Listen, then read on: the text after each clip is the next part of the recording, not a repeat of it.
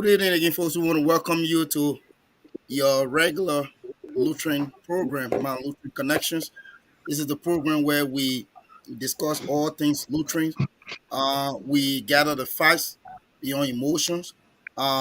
Today, we are having with us our dear brother, our co-host, brother Jerry Tablo. He's there joining us from Sierra Leone, and our brother Josiah is joining us from Downsbury, Connecticut. And today I'm joining you all from a remote location in the boroughs of Clayton Heights, Pennsylvania, where we just attended the Aliyah convention. Not to waste much time, we're going to go over to our brother Josiah Jokai. He's going to be our lead host for today. He's going to be ably assisted by me along with our brother Jory Tablo there in Freetown, Sierra Leone. Again, we want to say thank you very much for joining us. And we hope that we're going to have a pleasant conversation today. Brother Jokai, how are you doing today? Thank you very much, Willie. I'm doing great. And Willie, I never thought you would have the time to be on the show today, given the fact that you're supposed to I be know. Yeah. but this is just an exemplification of your interest in the Into this platform program, yeah. Yes. and church. Most especially, yeah. Yeah, we would like to say thank you for joining us. Ambassador there in Freetown, pretty seated. Ambassador is ready to go. We say thank you. We have our two guests today. We will introduce the guests and then we will have Willie play the bishop message. And then before we can hit the show. Well, we have two distinct drinks on the show today. Brother Elijah and Brother Roger Abim Kamal Sr. The both of them will be helping us to provide a better understanding of the discussion we are going to have today. It's really a reflection on the just ended General Secretary selection process. We want to know what actually went wrong, but when we come back, we will give you details about how we are having these two great individuals on the show today and why it's important for us to have this discussion. So, Willie, it's up to you. Yeah, absolutely. We're gonna go straight with our bishop reflection segment. Then we go straight into our conversation for today.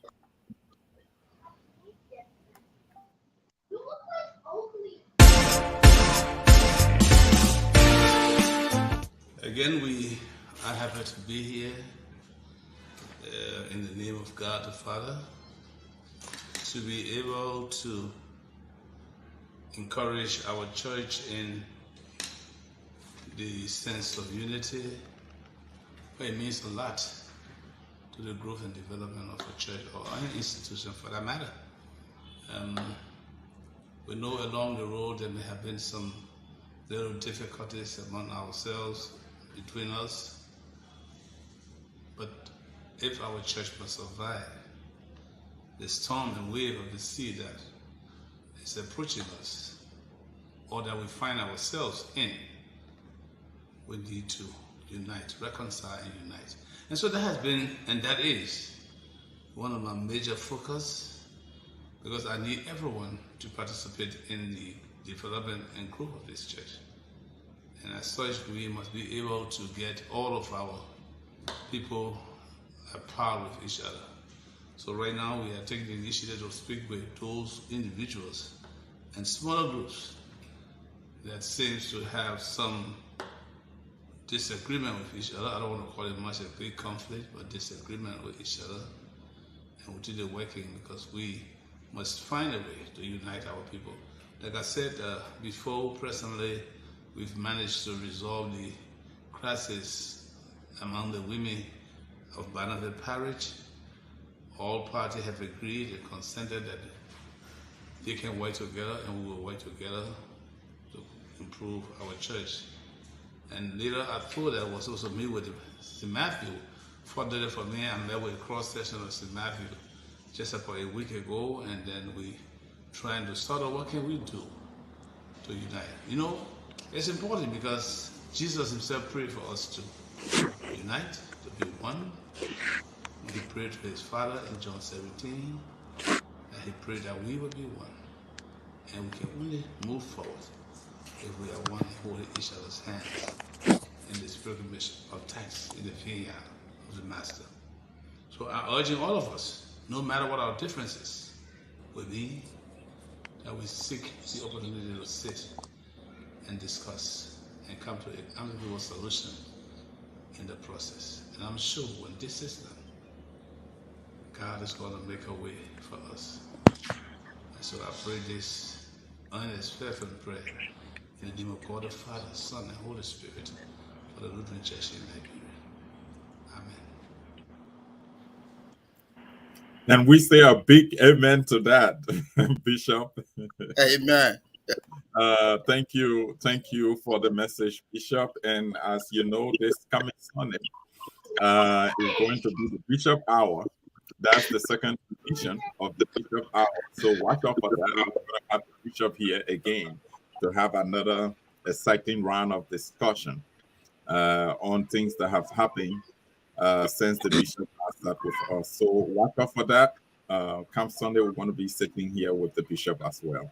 But as you know by now, today we are hosting Roger Abim Kamor. Roger Abim Kamor is a member of the church.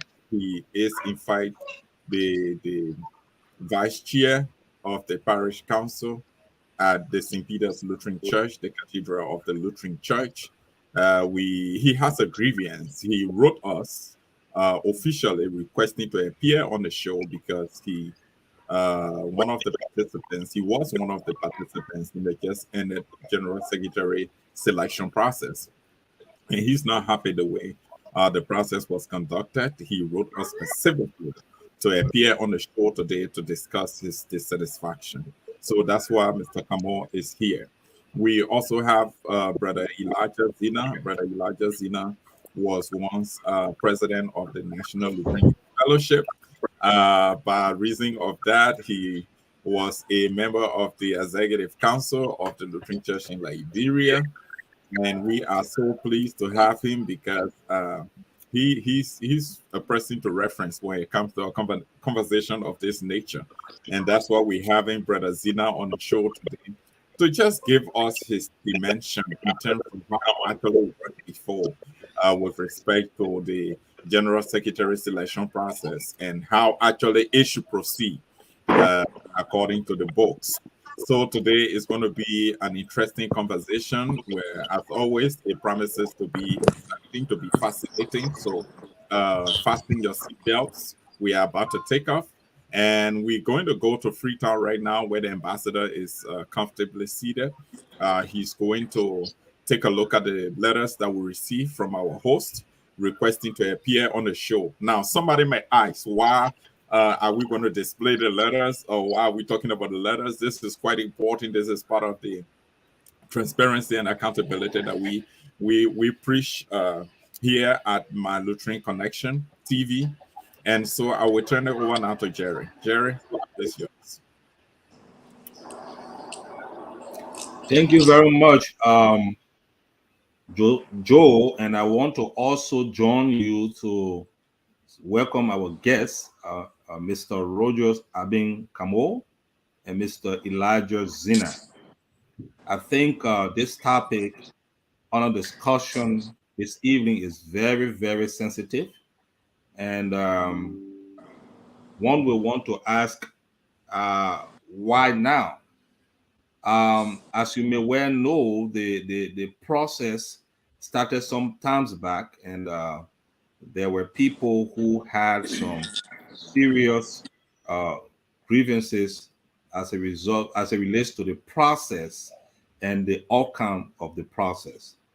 But for us at the Lutheran Connection, like you rightly stated, Joel, we are here to secure the facts beyond emotions. The platform is here for all Lutherans. And if a Lutheran still think that they want for us to discuss a reflection of a process that they participated in and they felt aggrieved at a certain point in time, I think it's just but sufficient reason for us to allow such person to come. on the show to express such. The only thing we want to say to our viewers is that we want to just give the disclaimer from the beginning of the show to let you know that what will be said here by the guests is of their own. It is not of Malutrin Connection platform. And so we hope that, our viewers will be able to understand that. As it relates to the letter, time is fast spent. Let me just go strictly to it. Mr. Rogers Abin Kamo wrote the Lutheran Connection to appear, and there was some back and forth on why he would like to appear, which, of course, in the course of the discussion, he's going to state more. But he was clear to tell us just a summary of the letter you see on the screen that during his first appearance, he really did not have much of the information that he got now. And so he was waiting for the process to be completed, and then he gathered the remaining part of his facts so that he can come and display. And I can tell you, like Joe said, our viewers, is going to be very interesting and it's going to be very fascinating because we want to believe that Roger has dossier that he'd like to share so you people can see as it relates to the process. And Roger ended his communication that he sent to us by quoting Matthew 5:13 to 16, which states that if you are the salt of the earth, but if the salt loses its saltiness, how can it be made salty again? Which is very key. That speaks to the issue of transparency. That speaks to the issue of accountability. And if and only if the church should be the moral compass for society, transparency and accountability must begin in the church. And that is the reason why we thought to highlight this. For our brother Elijah Zena, we want to say welcome. And Elijah, like Joe said, he also wrote us and he just want to weigh in as it relates to how the process actually go on.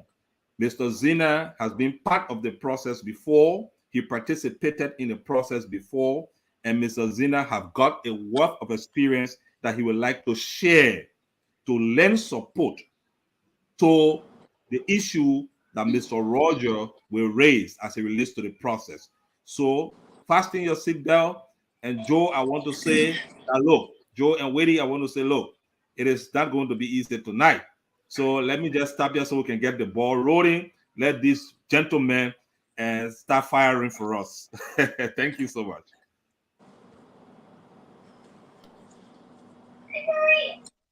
Absolutely, Jerry.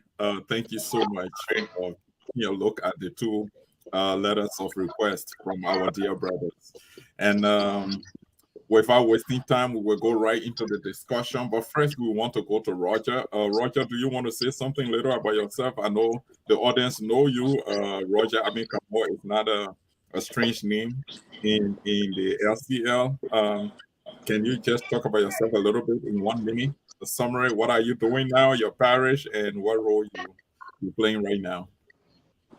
Okay, thank you, gentlemen, for the opportunity to allow us to appear tonight again on my Lutheran Connection. So, like you said, Joe, initially I'm not strange in the Lutheran Church. I am currently serving as the co-chairman at the St. Peter's Lutheran Parish. And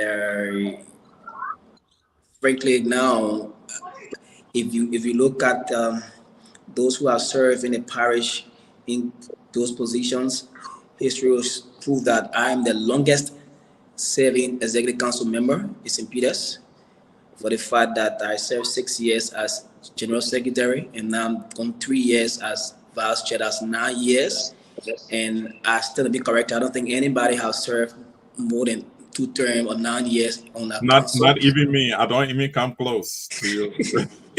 Yeah. So and I'm also currently the national director of the Lutheran Acolyte Fellowship. And I've served St. Peter's before as the youth secretary, acolyte president. And we've been around working with our church in different areas. So today I'm glad to be here to share my thoughts. Thank you.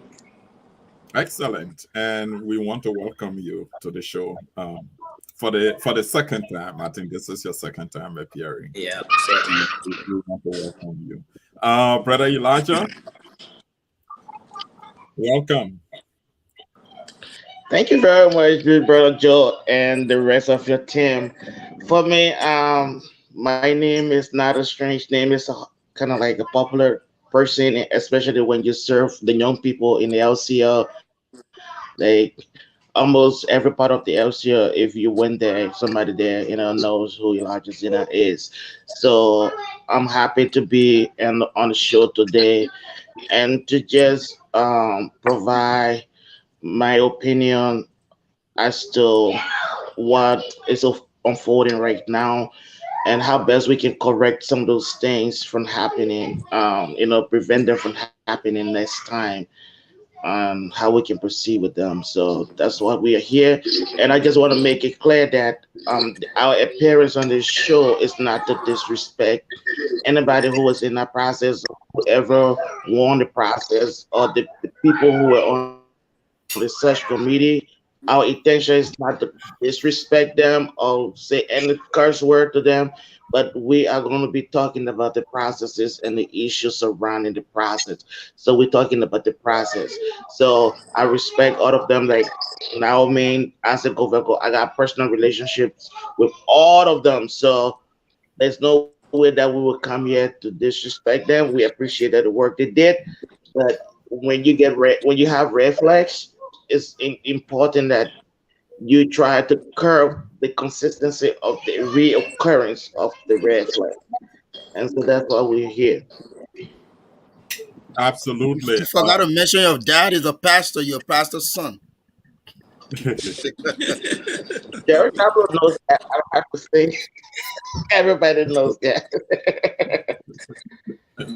Yeah, but this one is for the audience, not us on the set. So it's good to make the disclosure. Yeah, so we are Oh, glad to know that we're I'm a sitting with a PA. pastor son today. That's a special blessing. I'm a PA. Yeah. Right. So, Brother Elijah, we know that you play some important role, very important role in the LCL. Absolutely, your name is not a strange name. You were once president of the National Lutheran Fellowship. That's a great accomplishment. By reason of that, you became a member of the National Executive Committee and also our permanent representative by then to the Lutheran World Federation. So was that the committee, the Lutheran World Federation committee? I want to say it properly. Executive Council. The Executive Council of the Lutheran World Federation. The Executive Council of the Lutheran World Federation. Excellent. So you play important role. And then the fact that you were once member of the executive committee means that you are also part of the process of selecting the general secretary. You are Okoram with the process, the policy, and the procedures uh, Yeah. regarding the process. And I would just like to appeal to everybody, if you have some noises in your background, can you just take care of that? We getting some feedbacks here. Uh, Thank you very much. So we will go straight into the conversation. Mr. Kamal, we received your letter. You talk about the unfairness of the process, especially so towards you. You place emphasis on the scoring aspect of it. You feel that you were not scored properly by some of the members of the select committee. And you have some numbers to show to support the process. But let me get your overall opinion as to how you actually felt about the process. What you think went wrong? You are muted, Roger. You are muted. Sorry. Okay, sorry. Thank you. Okay, so are you getting me now? Yes. Okay, so I will begin by reading First Corinthians 3, 1 down, and it says, if I speak in the tongues of men or of angels, but do not have love, I am only a resounding gong and a clinching cymbal. If I have the gift of prophecy and can fountain all miseries and all knowledge. And if I have a faith that can move mountains, but I do not have love, I am nothing. If I have, if I give all I possess to the poor and give over my body to hardship that I may boast, but do not have love, I gain nothing. Love is patient, love is kind, it does not envy, it does not boast, it is not proud, it does not disown on others, it is not self seeking, it is not easily angered, it keeps no record of wrongs. Love does not delight in evil, but rejoices with the truth. It always protects, always trusts, always hopes, always preserves. Love never fails. But where there are prophecy, they will cease. They will cease. Where there are tongues, they will be stilled. Where there is knowledge, it will pass away. For we know in part, and we prophesy in part. But when completeness comes, what is in part disappears. When I was a child, I talked like a child. I thought like a child. I reasoned like a child. When I became a man, I put the ways of childhood behind me.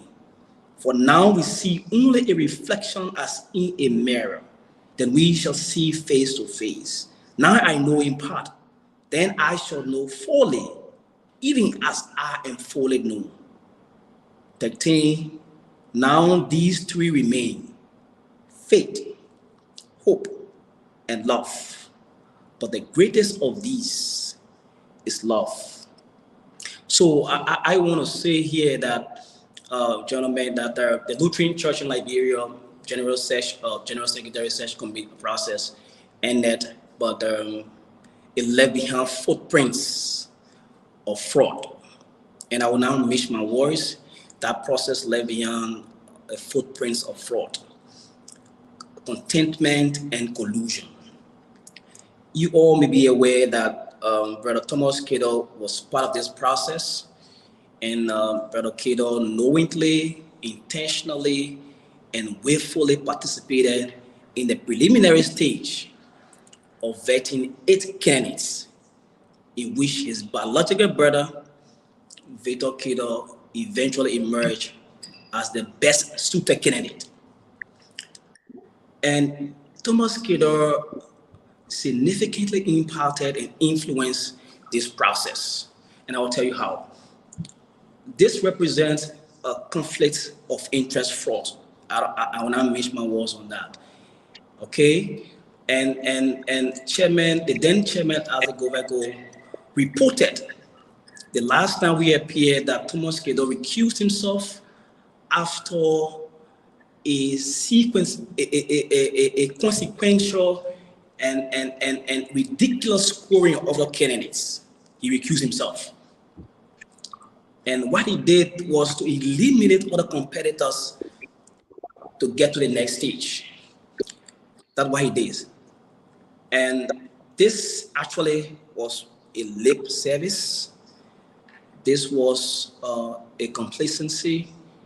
And what I will present today is just to tell our stakeholders and that and to put it on notice that for awareness and for future preventive measures. So what happened should not happen in the past, should not happen in the future, because this has the proclivity to bring about division, segregation among us as church members. So I sent you a document, and I looked at the scorecard developed by the committee, and I developed several tables. And for each time I look at that scorecard, I will keep developing tables and tables and tables. And I will show to you exactly what went wrong, so that Lutherans can understand and know for sure that this process was fraudulent, this process was biased, it was marked with serious conflict of interest, and it's really demeaning some of us. And that's the reason why I keep coming on this show, because This process really degraded me and demeaned me and bring me to a lower level. And I felt that was wrong. You can't demean somebody at that level. So if you look at the table 2.1.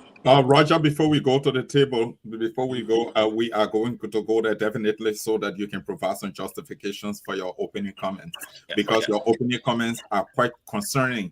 And I know my colleagues on the platform will agree to that. And even the audience, they will agree to that. But here is one thing that I take from your comment that is supportive of what you are discussing.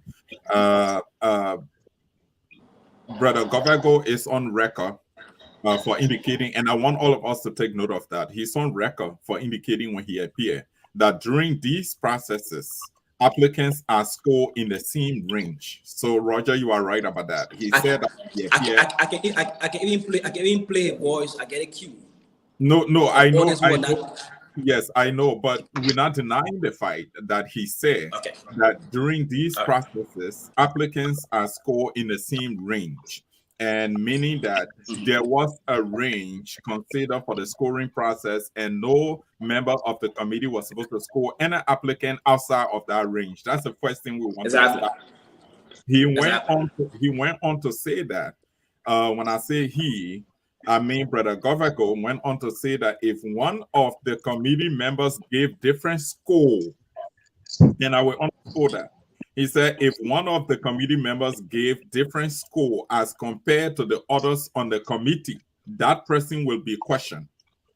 Yeah. That was, yes, that person will be questioned. Those are the exact words, quote unquote. Sorry, Yeah. quote unquote, the exact words of Brother Govego, Yeah. meaning that everyone was to be held accountable in the scoring process.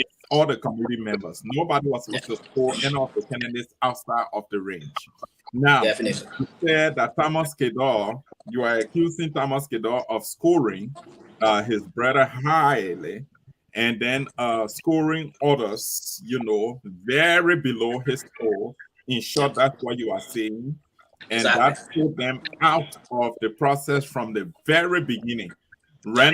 rendering his recuser irrelevant. Is that the point? Because Exactly. according to Brother Govego, Exactly. Thomas did not recuse Exactly. himself. But Thomas Exactly. did not got through with the qualification, the initial qualification process before recusing himself. Is that the Exactly. case? Exactly. Okay, so you said Thomas Kedor significantly impacted the process to support his brother. Yeah. In essence, he ensured that his brother was selected from the start and Yeah. eliminated other potential candidates Yeah. before he could recuse himself, right? That's what I want to present now. Okay, all right. So, Ambassador, do you have any round of questioning for Yeah, yeah, before yeah, we start displaying the numbers? yeah. Before we start going into the nitty gritty, I would just want to ask Brother Rogers Camus a question. Um, Brother Camus, Yeah. um, from your letter and even now, you read some good scriptures. You quoted Matthew in your letter about the salt losing its saltiness. And then you went on to read about love. Yeah. The greater of these is love. Yeah. What is your motivation behind you quoting all of these scriptures? I want to begin on that path. What's your motivation? Yeah. Yeah. And the reason for which I'm quoting this, Jerry, is that, gentlemen, from when I look at these schools and look at the data analysis, I feel that in the church, this is what we're lacking of. We don't love each other. We despise each other. We demean each other. We look down on people, and belittle people. There's no love among us because we conduct the kind of processes and we give preference to certain people, favor them, partiality play and things like that. So there's no love because if love is ready among us, quite frankly, this kind of thing will not happen in our church. Quite frankly, it won't happen in our church. Yeah. Yeah, so Brother Zina, I will come to you because I mean, you know, Brother Rogers will have to go through the nitty gritty, and then Brother Zina will come to explain Absolutely. to us Yeah. on the issue of the process. So don't mind, we'll get you in. We just want to make sure we deal with Brother Roger a bit because he got a lot of Oh, substantive absolutely. things that he wants to share. So, Brother Rogers, before we Yeah. start playing with all of the different facts you have, and that is the reason why we got this platform to secure the facts beyond emotions. Yeah. And the last time you were on the show and you listened to callers calling in and you heard some despicable comments about the process. Yeah. And I'm sure you want to come to either validate, some of the comments that were made relative to the process, or you want to come to, disclaim some of the comments that were made by the viewers. But Yeah. quickly before we get to that, I would just like to know from you just one sentence, if you won't mind, Yeah. because I Well. know we got a lot to go through. Yeah. Brother Roger, do you feel discontent in the process, or you feel discontent in a poison kiddo? So we set the paces because we don't want to come to discuss pressing. Yeah. So we want to know first what your discontentment center around the In the entire process process. In the or an end. process. In the Okay, that's just process, because in Kido the was part of process. the process. Yeah. Okay, and then because Kedo was part of the process, there is no way you can divorce Kedo from the entire process. So the Exactly. process also encapsulate Kedo's action. Exactly. So people, our viewers cannot think that we are coming here to discuss Kedo. No, we are here to discuss the process, but Process. unfortunately, the process also encapsulate discussing Kedo. Right? Is that this is? Exactly. Okay, so Joe, it's up to you. Let's get to the Right. facts. Right. So before we go there, Willie, let me just also indicate that the former GS was still sitting as GS, and she was involved in the process, a member of the committee, and she did not make any disclosures when, in fact, her secretary was one of the applicants involved in the selections process. So this is not just about Thomas Kedor. This is also about the former GS who was still sitting as GS and was also a member of the select committee, which she also was instrumental in setting up, because the select committee cannot be set up without the involvement of the general secretary. They all have to make the decision in setting up the committee. Elijah, But am I on that? Joe, before Brother Elijah's answer, let me also refresh our memories here for the audience. You remember when the discussion about this process was on, the chair of the committee, or the defunct committee now, Brother Govego, I think somewhere around said that when the question was posted to him, he said that this gentleman did not apply in his application to state that he was even connected to the GS or working, The as LCL. Right. of the member of the LCL. Right. So Yeah. for me, that's deception already. That's No, deception already. no. The chairman's statement was debunked by the individual himself, because the individual himself on social media has underscored that at no time he did not tell anybody that he was not working for the LCL. In fact, the LCL position that he had is the longest serving position that he has ever had. I think I saw that on social media.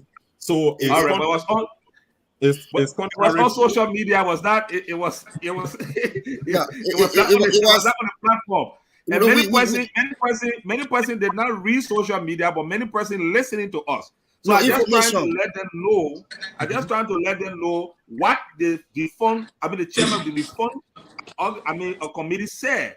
He said that there was nowhere to be found in the document. right, You understand? right. And And I then want when to provide. I the just want to GS interject said quickly. that she was surprised that we did not know, or many persons in the church did not know, that this identical gentleman was working with her. Notwithstanding, she had no influence over any process because of the gentleman being there. But I mean, let's leave it at that. We are not forming any position here. The guest will be able to, expose to us what he has. Absolutely, Ambassador, you are right. But I was just sharing that dimension for us to know that realistically, all of us on this show know that Henry worked as secretary to the GS, and he himself knows that he served as secretary to the GS. And even the chair of the defunct committee knows that very well that he served. So I think it was some level of deception when he indicated that this individual in no way indicated in his document. But that also brings us raises a serious concern. If he presented a CV that excluded that role as secretary in the office of the GS, the LCL, that alone was questionable and enough, to disqualify him at that point. And Jerry, I know that's the angle you come from. But let's just leave it like that. The Elijah and Roger will expand on that a little bit. But Willie, let's take it. I just want to make a quick clarification, because we when we speak on facts, Yeah. and we give clear information. So for the sake of clarity, the information was not posted on one of the social platform per se, but in a messenger platform. The So Yeah. national men, the national National men. Men's the National Men's Lutheran Fellowship chat room, WhatsApp Mhm. chat room, that Mhm. was where the brother G. Henry Gabler had Oliver. exchanged with few other members in And the chat Oliver. room. So it was not Henry Koluba. So it Mhm. was not public on a platform like Facebook, Twitter, uh, Instagram. It was not on any of those platforms. It was in a chat room. So that was a private guarded room that he had the exchange. Yeah. So the public did not have, the entire public did not have access to it. Only those in that chat room. So we just want to clarify that so that people won't go to investigate and come back and say that, he made it clear to the public. Absolutely. He indicated that on the social media, and it was just one of the social media platforms, the chat room, that he indicated. But that was Yeah, in the WhatsApp chat yeah, room. Yeah. he made that disclosure on social media, and we still stand corrected, as an institution that he made the disclosure, and he thank you for narrowing it to the men's auxiliary chat room. We will go further into the discussion. We will go back to Roger because this is critical. We will establish the premise, and Elijah will join us to expand on it further. So, Roger, why do you think the numbers are off? Why you think that you will score outside of the range as described by the chair of the dissolved ad hoc committee? Why you think the numbers were off? And we want really to see the differences in the number to show that they were off. Um, you know. So how do we Okay. go? Okay. So I did say, as I said earlier, I did several tables after I look at the league school, and one of those tables I label it as table 2.1 that talks about Thomas Gator School or Kennedy High School or Kennedy's, right? And on that school, when you look at the school, you see that Thomas Gator miserably failed five of the applicants. Miserably failed five of the applicants. So, for instance, we have four committee members scoring these applicants, and three of the committee members score the applicants like a normal man scoring, perfect score, They all and the score in the same score, range. They all score, even yeah, though not the same, but in the same range. exactly, exactly in the same range, perfect score that qualifies all of us. So, for instance, if you look at the score that was given to A.B. Crawford, one of the applicants, Brother Ato, Brother Ave Govego versus Naomi, they score Crawford in a way that the average of Crawford's score was 80. On an average, his score was 80. But when you look at the score Thomas Kiddo gave Crawford, is 40. 3% of the committee scored a man 80 on an average. But this man came up and scored a man 40 on an average. The committee did nothing about it. The committee never questioned Kido why he scored a man 40 on an average. When we scored a man 80 on an average. What did you see in the man's CV that we did not? Why did you saw in the message that we did not see? The committee did not ask Kido why he scored a man 80, 40 on an average. Also, the committee scored. So Roger, before you go further, just to make our audience to better understand, so the three of the committee members Yeah. scored Crawford in Yeah. a range Yeah. that resulted to an average of 80%. Exactly. But that was completely distinct from Kedo's scoring. Exactly. Kedo's average for Crawford was 40. Yeah. So meaning 40 is completely off Yeah. the scoring range. Exactly. Okay. Yeah. So that was for Crawford. The committee did nothing about it. Secondly, 3 of the committee members also again scored Anderson Cooper on an average 75. One person giving 85, one person giving 69, one person giving 71. On an average, that's not the page. Really, 2.1. Yeah. Okay. Yeah, 2.1. That's it. That's 2.1. So the 3 committee members score on an average of 75. On an average. And Kedo came and gave this young man 35. This prevented this young man from going to the next stage. Did the committee confront Kedo why he gave the man 35? No, they didn't.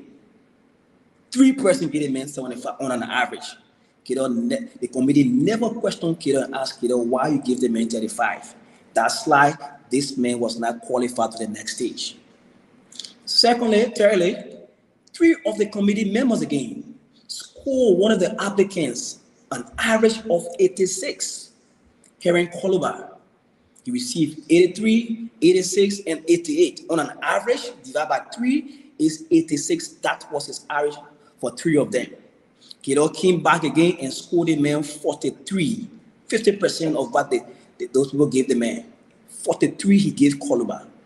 If the 3 post score was not a high score, Koluba would not have been qualified to the next stage. He came to Roger Abem Kamo. 3 of the committee members gave Roger on an average 78. One person gave him 79, 78, 76. On an average, he got 78. He should be qualified for the next stage. Kido came again and gave this man 41. This denied the man of going to the next stage because he had 69 average, and the committee needed 70 to the next stage. This denied this young man of going to the next stage. So you see how Kido scored these people. And the chairman stated, if you score people in this kind of process, it should be in the same range. Did the committee ask the man why he scored the man in the same range? No, they didn't. And the man recused, the man made full disclosure for the onset of the process by saying that this is my brother, and we are for the same mind, same pie, and the committee accepted that, and they kept the man on the committee. Why they kept the man after he made full disclosure? It was to ensure that when he do this course, he will be questioned.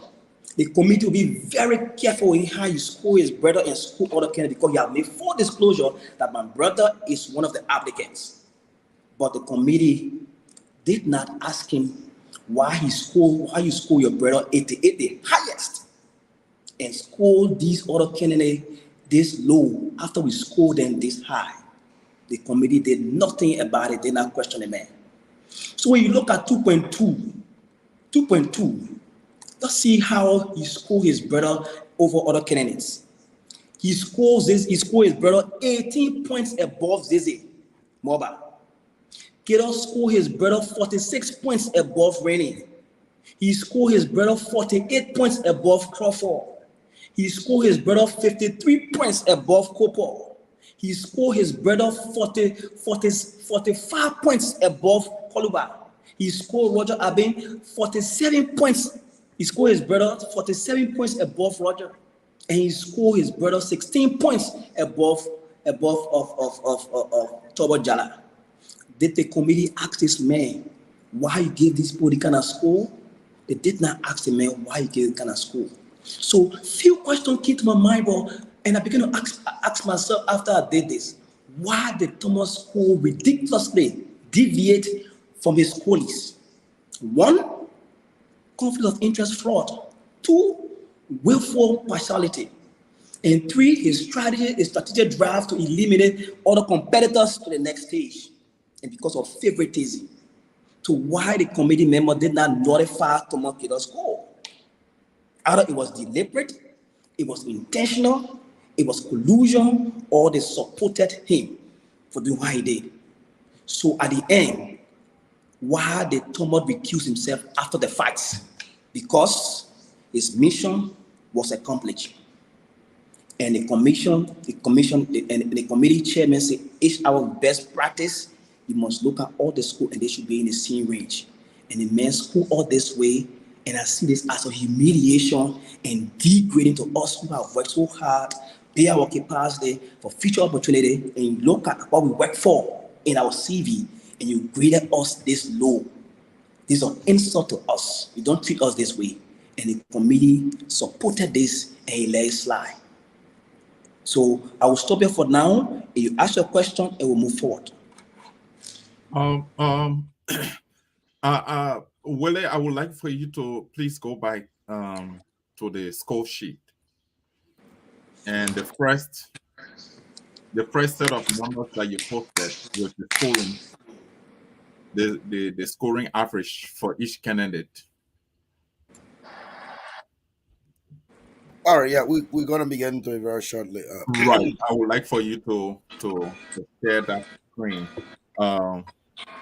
Because this is concerning.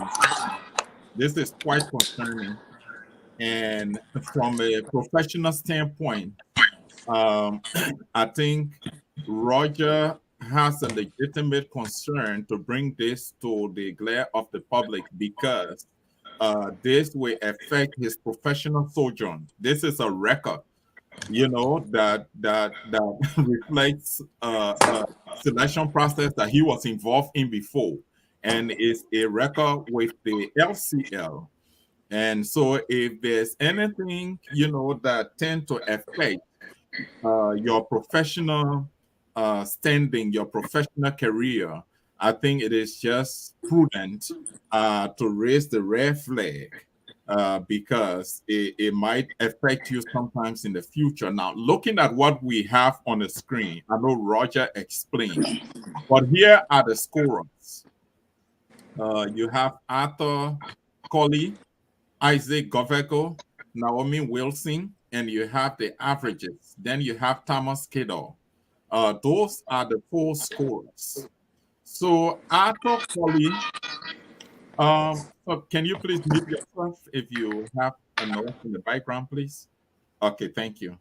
So the four scorers, we have Arthur Colley, Isaac Goveko, and Naomi Wilson scoring in a range of 71 to 88. That's the range, 71 to 88. They all fell within that range, 71 to 88. It is only Thomas Kedor who scored from 40 to 88. 40 to 88. 40 is not the base scoring in that range. The base scoring is 71.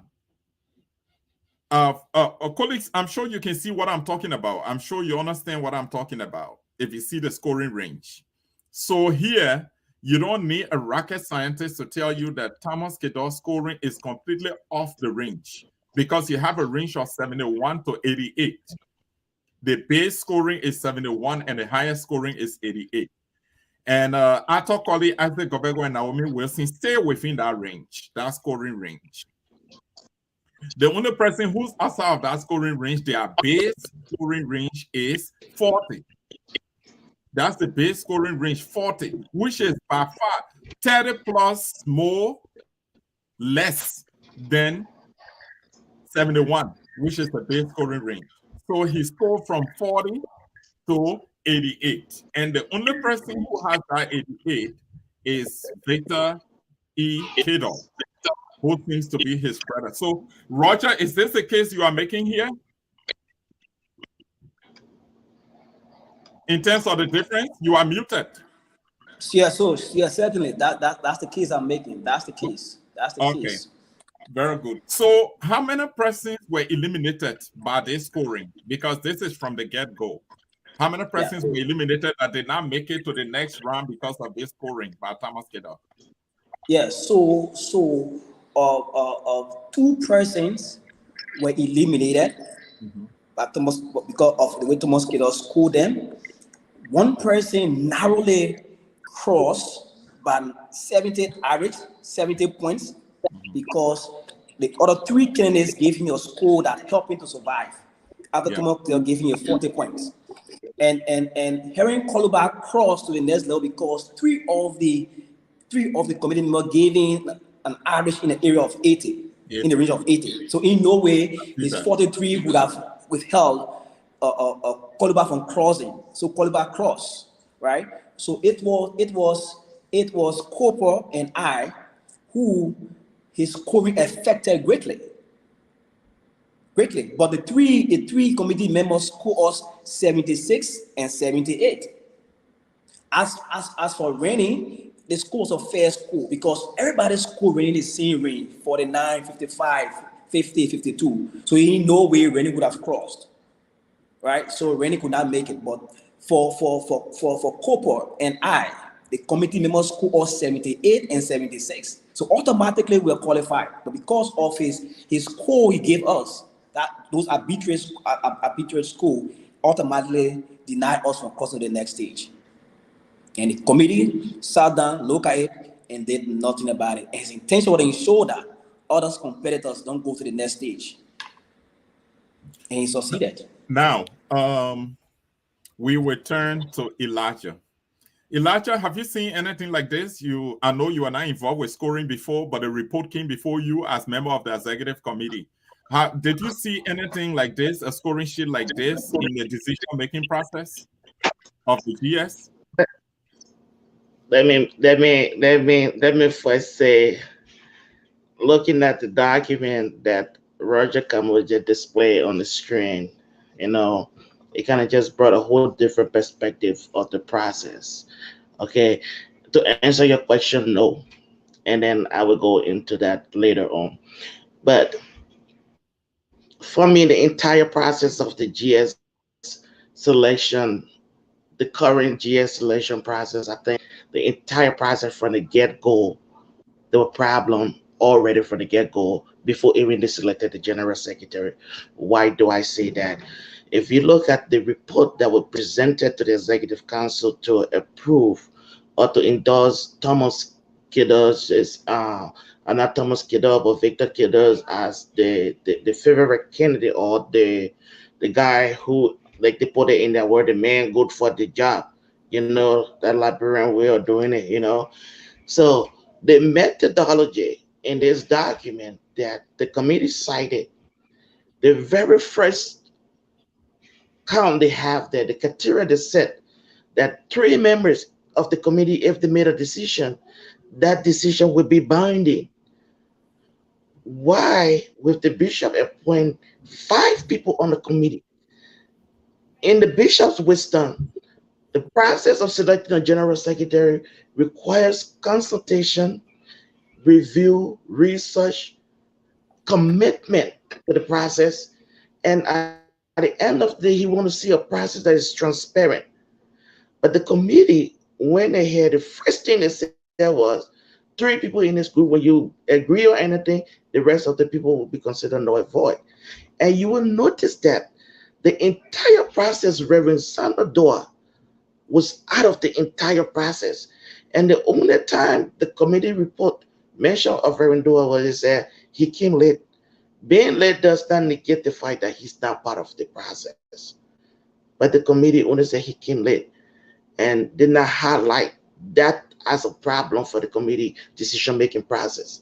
So going on into the interviewing process and what the committee did, I'm not surprised that the report came out the way it is, and Chairman Goveko is justifying the report. And the main reason I kind of like requested to come on the show because I was kind of like shocked and took aback with Chairman Goveko on so many fronts when he appeared on the show, and he was being asked some questions and he could not answer the question. My first thing here is that the selection process that brought Naomi Four Wilson into office. It was the time I was on the executive council. That selection process again, when that position was advertised all over for people to apply, a lot of people did not apply.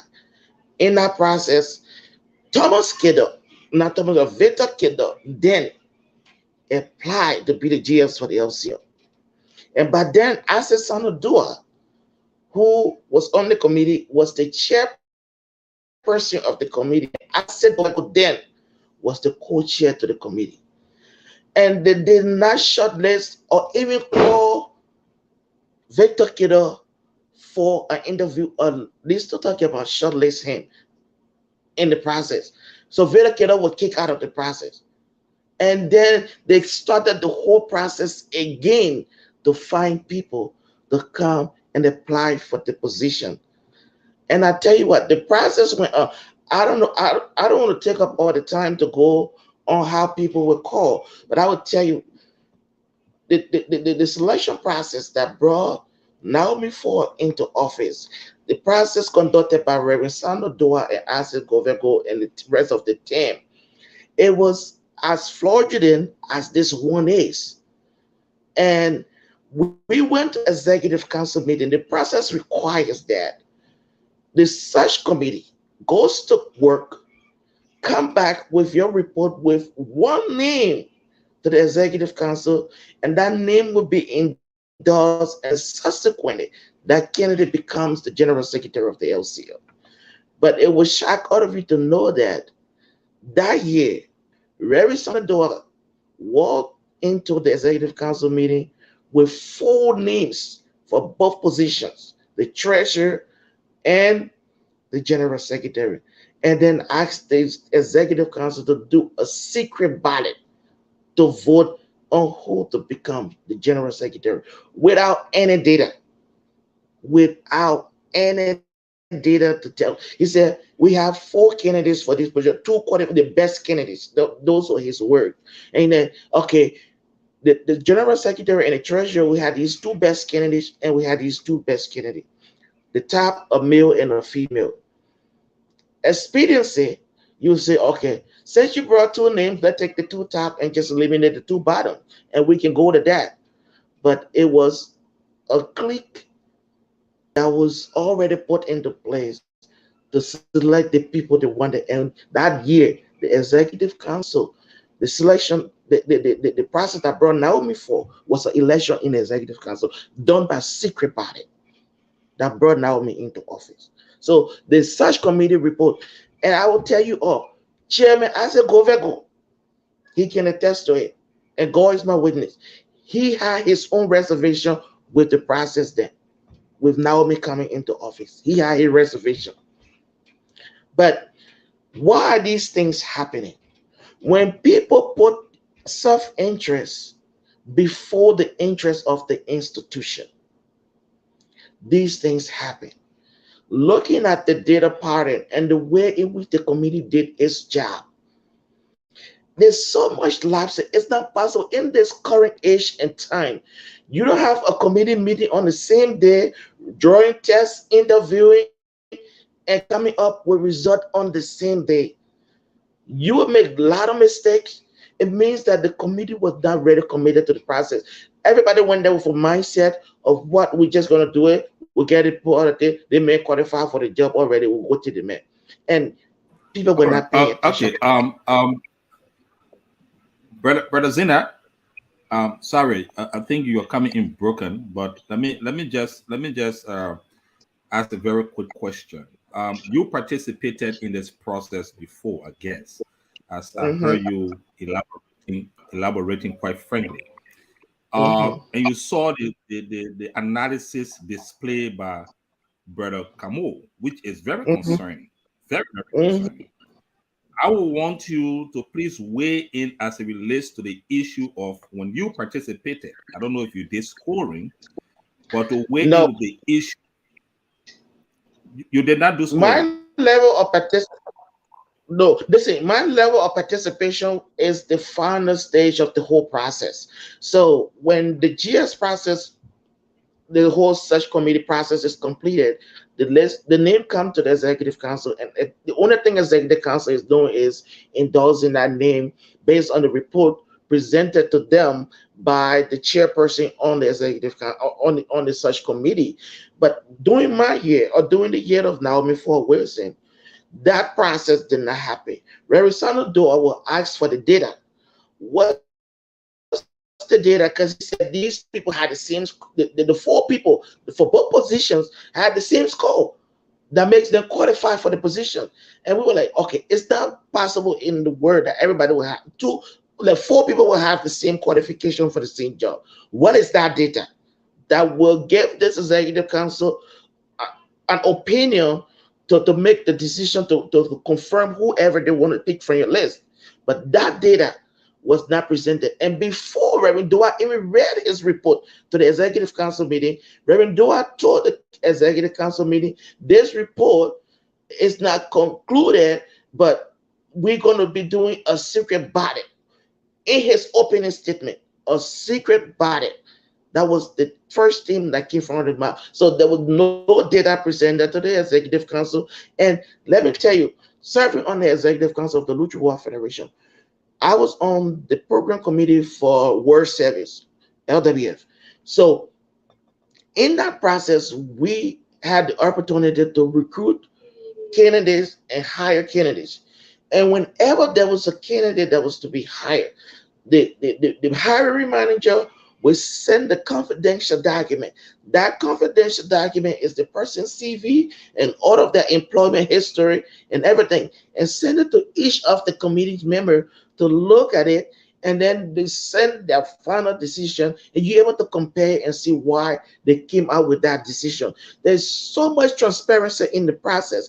And then when I look at the SRC report, using the word transparency does not make your document transparent. Just by using the word, oh, it was a transparent process, he recruits himself.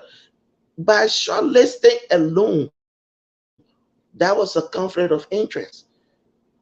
That was a conflict of interest. From the onset, when Thomas Skeeter saw that his brother had expressed interest in the process, in this country that we live, America, if people do put in good words for people, and if you have good relationship with people, you can recruit yourself and still put in a good word for your brother.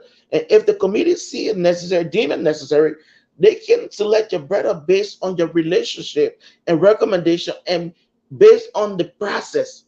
And we've been in processes like that. People put in good word, and but that person will not participate in the process. That's transparency. That's avoiding conflict of interest.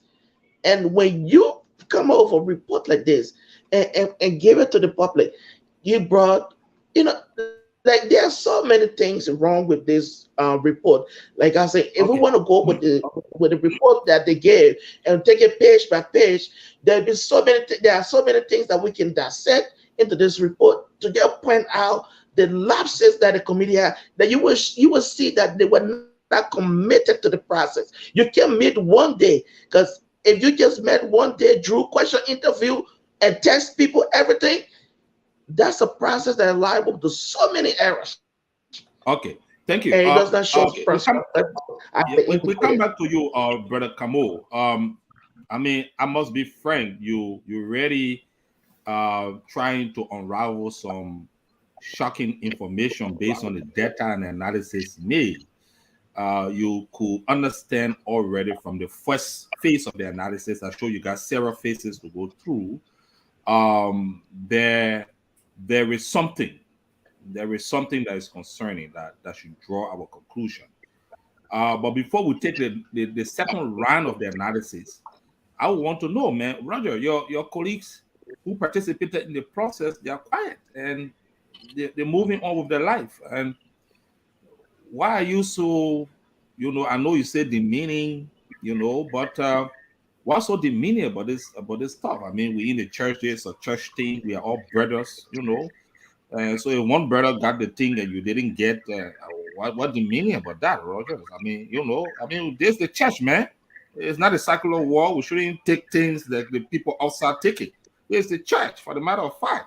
So why are you coming with data, coming with all kinds of different analysis when one of your church brother got a job?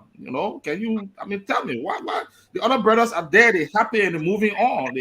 They kiss the process goodbye. But Rogers, you stay into the process and going, painstakingly going through all these analysis and this thing.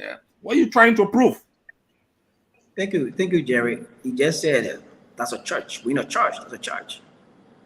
So if we are in a church, we should not be wicked to each other. That's the reason why before I started, I read 1 Corinthians 13 that talks about love. We should love each other. We should not love one person, hate the other person. It's not about me wanting something, but it's about about me and how I've worked to build my credential. You can pick it up and you trash it. I feel that Kido look at my credential as a trash, and the committee supported him on that. Kido, if you look at the score, you give me a 41. If you divide by 9, the 9 pre-criteria qualification is like 4.5. He is saying to me, on education, my value is 4.5. That's what he's saying. And a committee member gave me 8.6. That's what I value. He gave we're coming there. We're coming there, Roger, because I know for the next phase we wanted to know. I mean the range or the criteria. I mean, for example, did they go by education? Did they go by work experience? Did they go by because I think Thomas Jala should be a PhD and candidate or in fact the PhD holder. I mean, so he's not even the candidate. He has a PhD and so I hope you will be able to familiarize us with the analysis, in those categories, so we see, or in those quantums, so we see. In terms of education, what Victor Kedo got, as opposed to Thomas Jala, as opposed to Roger Camo, as opposed to the other candidates. I mean, if you could break that down for us, we'll be very happy. Yeah. So just to the question that you asked Roger Camo about why he keeps coming back with this issue, in order to correct our system, because this has been an old age situation in the church, in the LCL as a whole, and whenever these things happen, nobody coming up to say anything and say, "Oh yeah, the process is over. Let's back on, be back up," because it is the church. But if this thing was had happened in a cycle where apparently Roger and the chairman and the committee could be in court today to defend all of these things and why the situation went this way. So we have to speak about these things so people can be aware that the church is growing. We got to move away from the traditional settings that we have, and we have to incorporate some new methodology into our processes to achieve the transparency that this committee claimed they were projecting, but in so many ways, we're fraudulent.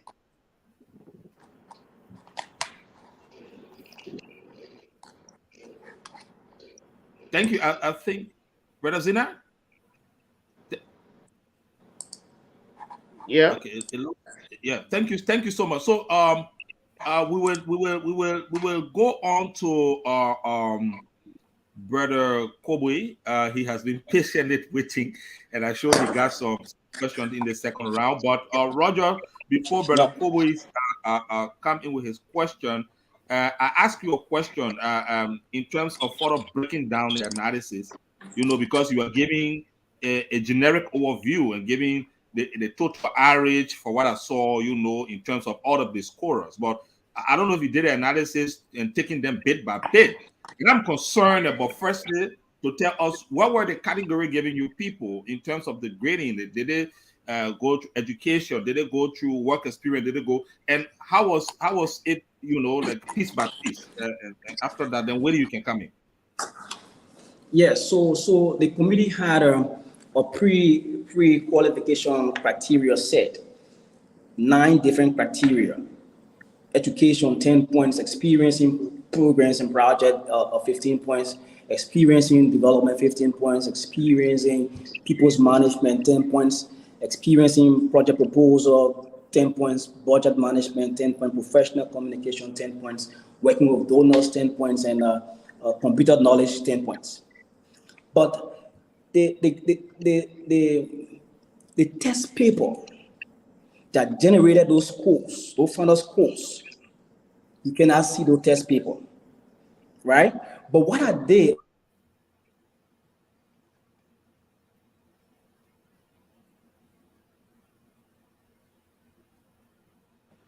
Oh, I think our brother Roger got internet problem, but he will come back. He will join us shortly. Viewers, we want to say we are very sorry. You can see that this analysis is going. This analysis is going in depth, and I will just hope that you will keep following so that you can post your questions. And Brother brother Jerry, Kobe, brother Jerry. yeah, okay, Zina. After you, then Brother Kobe, please. So since Roger was talking about the criteria set up by the committee with the 10 points, and when you look at the SRC report, right? That document, that criteria is posted in that report.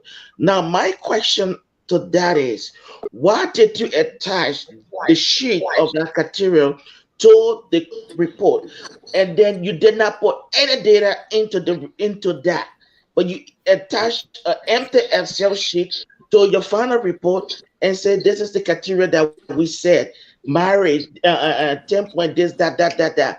So budget management, all that kind of thing. Okay, for this report to the bishop's office, or to the executive council, the committee could have done justice to themselves, and the executive council to give them kind of an informed stand to make a decision on that report. Because if you give me the empty Excel spreadsheet with no data in it and say, okay, we mark the people based on education, program, project, experience, development, XYZ. All right, but what's the data? How did you come up with, why you put the shit here? Why should we look at the headline? These are just headlines. But what is data that you generated during the process that you have to put the shit here for us to see? It's not there. Okay. So, Brother I'm Roger, back. you can conclude. You can conclude, Yeah, and I'm then back. Willie will come in. Yeah. Yeah. So what I did, because there's no document, no test paper to show on how those final score was generated.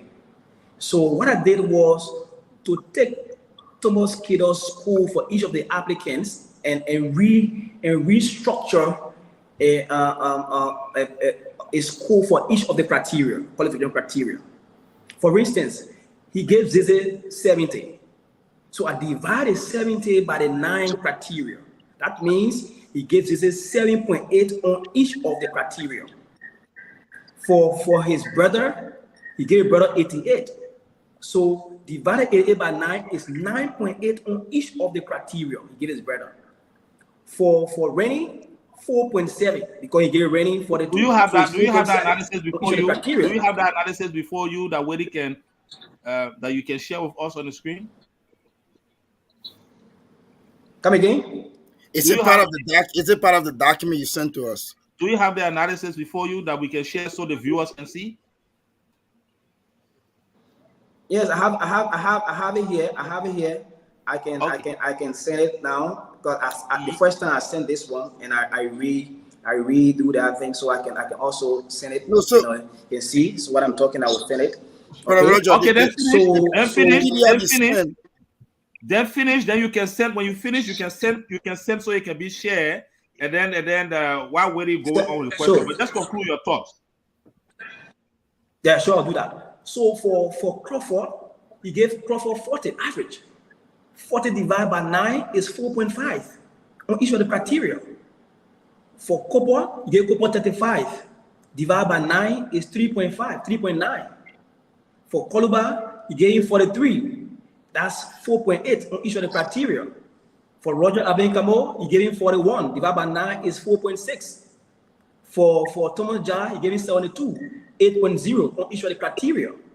So that's how I broke it down and did a restructuring of what Thomas Keller gave each of the applicants per his average for them. So I divided each of those scores by the 9 criteria and came out with each of these pre-qualification criteria on each of the criteria.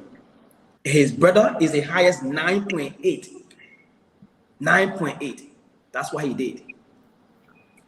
Okay, Willie, Yeah. go ahead. So please share it so that we can be able to share with on the screen with Willie, go ahead. Um. Okay. Anyway, Brother Roger right now is busy. I wanted to ask a question directed to Brother Roger, but Yeah, um, go ahead, go ahead, you go know, ahead, go ahead. Brother Sina can also respond to this question. Um, I know there have been other selection processes in our church. Have you seen this? Happen before? Have there been any issue with Willie, that's my question. I process? asked Elijah and he answered. Willie, I asked Elijah that question. Elijah said no, he has not seen it before. I asked him that exact So question. so so this is the first from past selection processes. This is the first that we've seen this. So anyway, Brother Roger is busy, but from his analysis and the point in Go ahead, go ahead. yeah, from your analysis and the No, point that you have, ask. Roger is yeah, listening. He will ask a right, question. and the point that you're putting forth, um, do you want to consider this as personal? With Kedar, Yeah. so like I said initially, I'm not discussing Kedar, I'm discussing the work the committee did. Right. Because the committee saw all the red flag and it did nothing about it. They Right, had a power. and I think Yeah. Roger, sorry for the interruption, and I think the analysis that Roger did was just fair enough because the No, it was analysis fair. No, it was the fair enough. analysis was not the analysis was not just about Roger. He analyzed all of the candidates, and It was fair enough. he analyzed the score by each member of the committee. The scoring process had to score each of the candidates, and so that speaks, to a broader picture in terms of how they were all affected by the scoring process.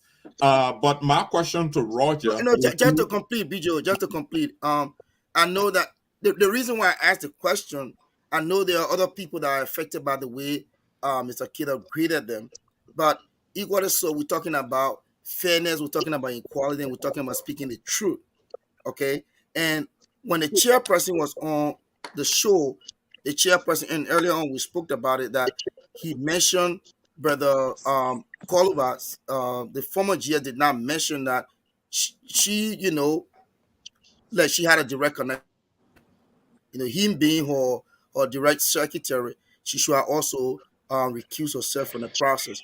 So my question now is, what effect or what change should the church look at in the next selection process? Or was it even fair enough for the GS to remain on that, for the GS to remain on that committee?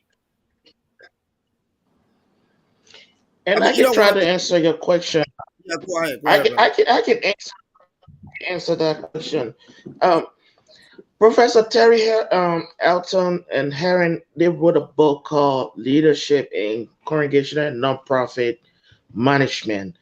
And in that book, the two professors, they tried to look at different kinds of leaderships, that we see in different organizations, and especially in the religious setting. And they made an emphasis on one particular one, which is the hierarchical leadership, where you have a system that is built around hierarchy. And then they speak about the network organization, a system that is built around networking and diversity. And institutions that that dive into being hierarchical, like in the hierarchy setting, those institutions are always in the position to lose or miss a lot of opportunities because they oppose new ideas, they oppose change, and they oppose integration of anything new you want to bring to the status quo. And they made it clear that if you want to succeed as an institution, you have to change from being hierarchical, being around hierarchy, and go into a network form where you have more diverse conversation and you have more people bringing opinion into the process. Now, what am I making this? Why am I bringing this onto this? If you look at this 10 years ago, 12 years ago, when Naomi Ford became general secretary, as a governor, as a Doa, these people were on the search committee. 2022, who are those on the search committee? As a governor, as a Doa, you see that that's retention. It becomes redundant, so they become like immune to like, oh, we can do it anyway and there's no one else can do it. What's the diversity in that group? What's the young person in that group that could project a new idea on the processes that could make it more, efficient? And like, I look at one of the processes like giving people tests. Somebody who want to be a general secretary for the Lutheran Church in Liberia, will you tell me they can't read and write? I give them the physical exam to go and write. That's elementary, and it brings down the morale for this position. You shouldn't be doing that process. It's okay because you have university graduate based on the criteria you said. You want master or bachelor degrees. People who got master and bachelor degrees, you can consider and say, come and get an exam again. Nowadays, interview questions are more of practical, practical experience with the job. And you want to listen to them say how they handle situation when they were in the position. And then you're able to form your opinion as to how they would perform in your in the current job. I was looking at some one of the questions in there. How would you command the respect of the co-worker when you are in the position? You don't say command. You don't use that kind of word in a Christian setting. We don't command respect. We earn respect. We respect the people we work with. We value them, and then they will respect us. But if you put that kind of, you make the general secretary who always going to be there. I got to command respect. The people got to respect me. No, people don't have to respect you. You got to respect people, and people will respect you because they are all co-workers. But you are in the command line, and being in the command line, you got to be a people leader. So you can ask a kid in there how you will command people, to get that respect. You can do that. Okay.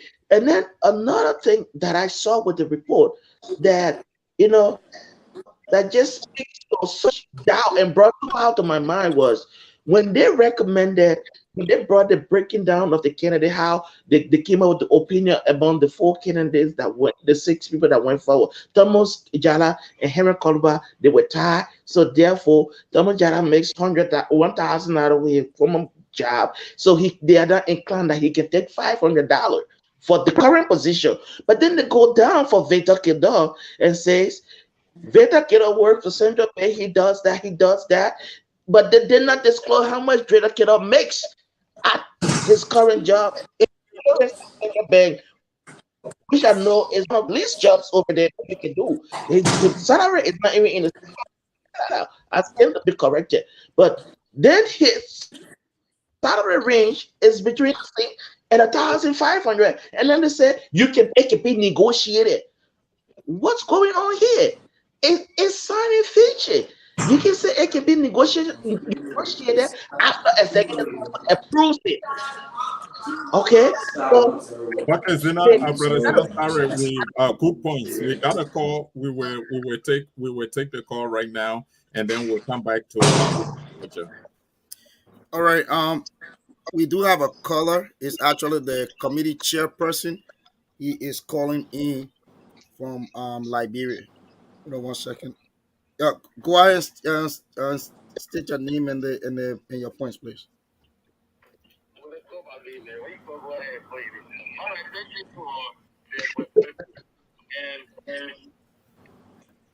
And I'm laughing with all the basic information.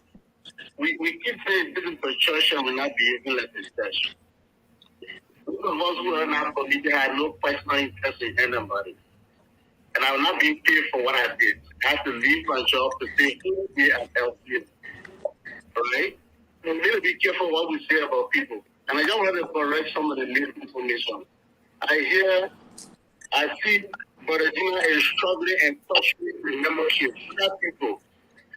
Brother Gina, when you remember what I was saying, consider apparently 5 people that brought Naomi and me can apply to office.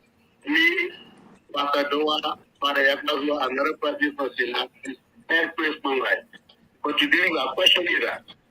That's okay. That's the church. So I also hear you say, this has never happened in the church before. When we did the recruitment, we went through the same process.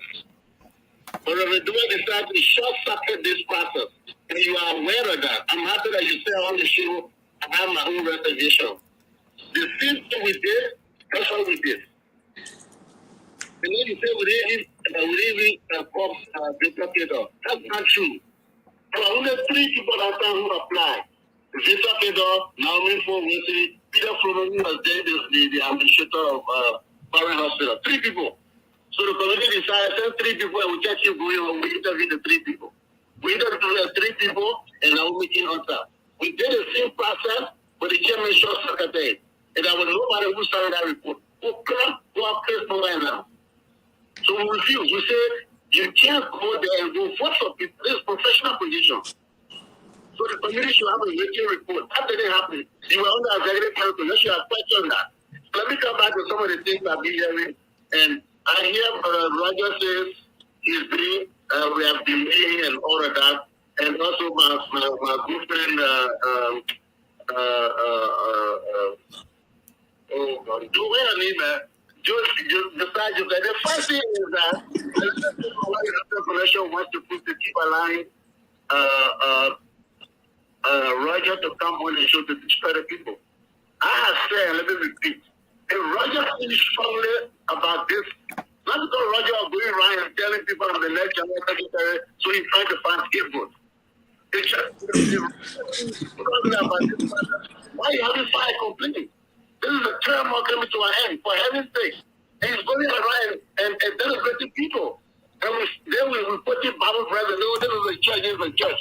All of you sitting over there, I'm sure you've applied for different jobs, including myself. So if you're not sure, listen, what is the immediate part about that?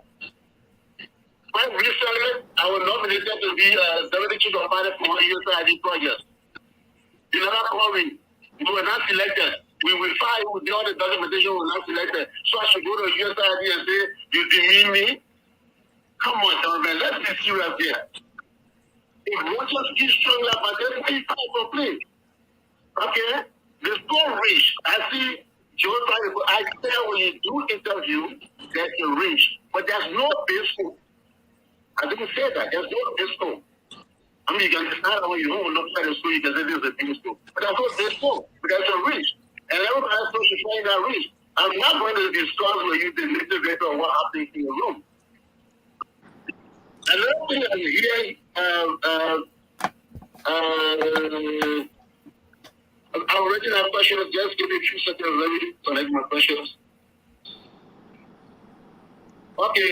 Gina says, why we get a question to see their interview? Gina is not an HR question. That's best practice right now. To do that for transparency purpose, you could do a test or interview questions and give it to somebody. And the next day, one of the candidates got all that pressure. That has happened to me. One senior government official was recruited, and you said you were represented on that interview, the African Development Bank, and the European Union. They condemned that interview because somebody diverged the information we had, the interview question that we trusted the person for the next day. So on the basis of our experiences, we decided the very day we do the question, we do the interview the same day. So I took all day.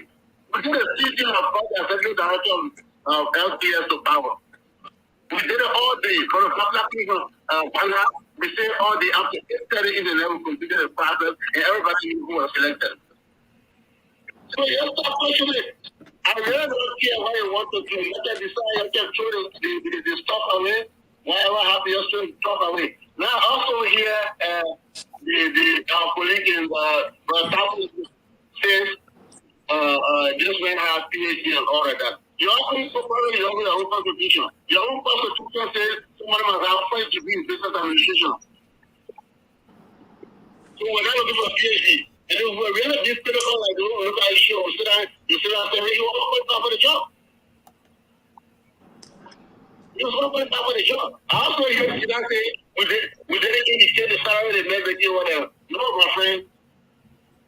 Best practice, people ask you, what's your salary preference? What do you expect to pay you? If you dance around and when they ask you, but how much are you making? But they never tell us how much you want. And you don't coming. in recruitment. And the church is now forced to take care of. I said that before on the last discussion. I said that we put the information there. But the church says strongly that we don't take it up because you don't propose you want to have it 500 we can't afford to pay that. Nobody wants to put for that. Nobody wants to put for that. So the fact is that the people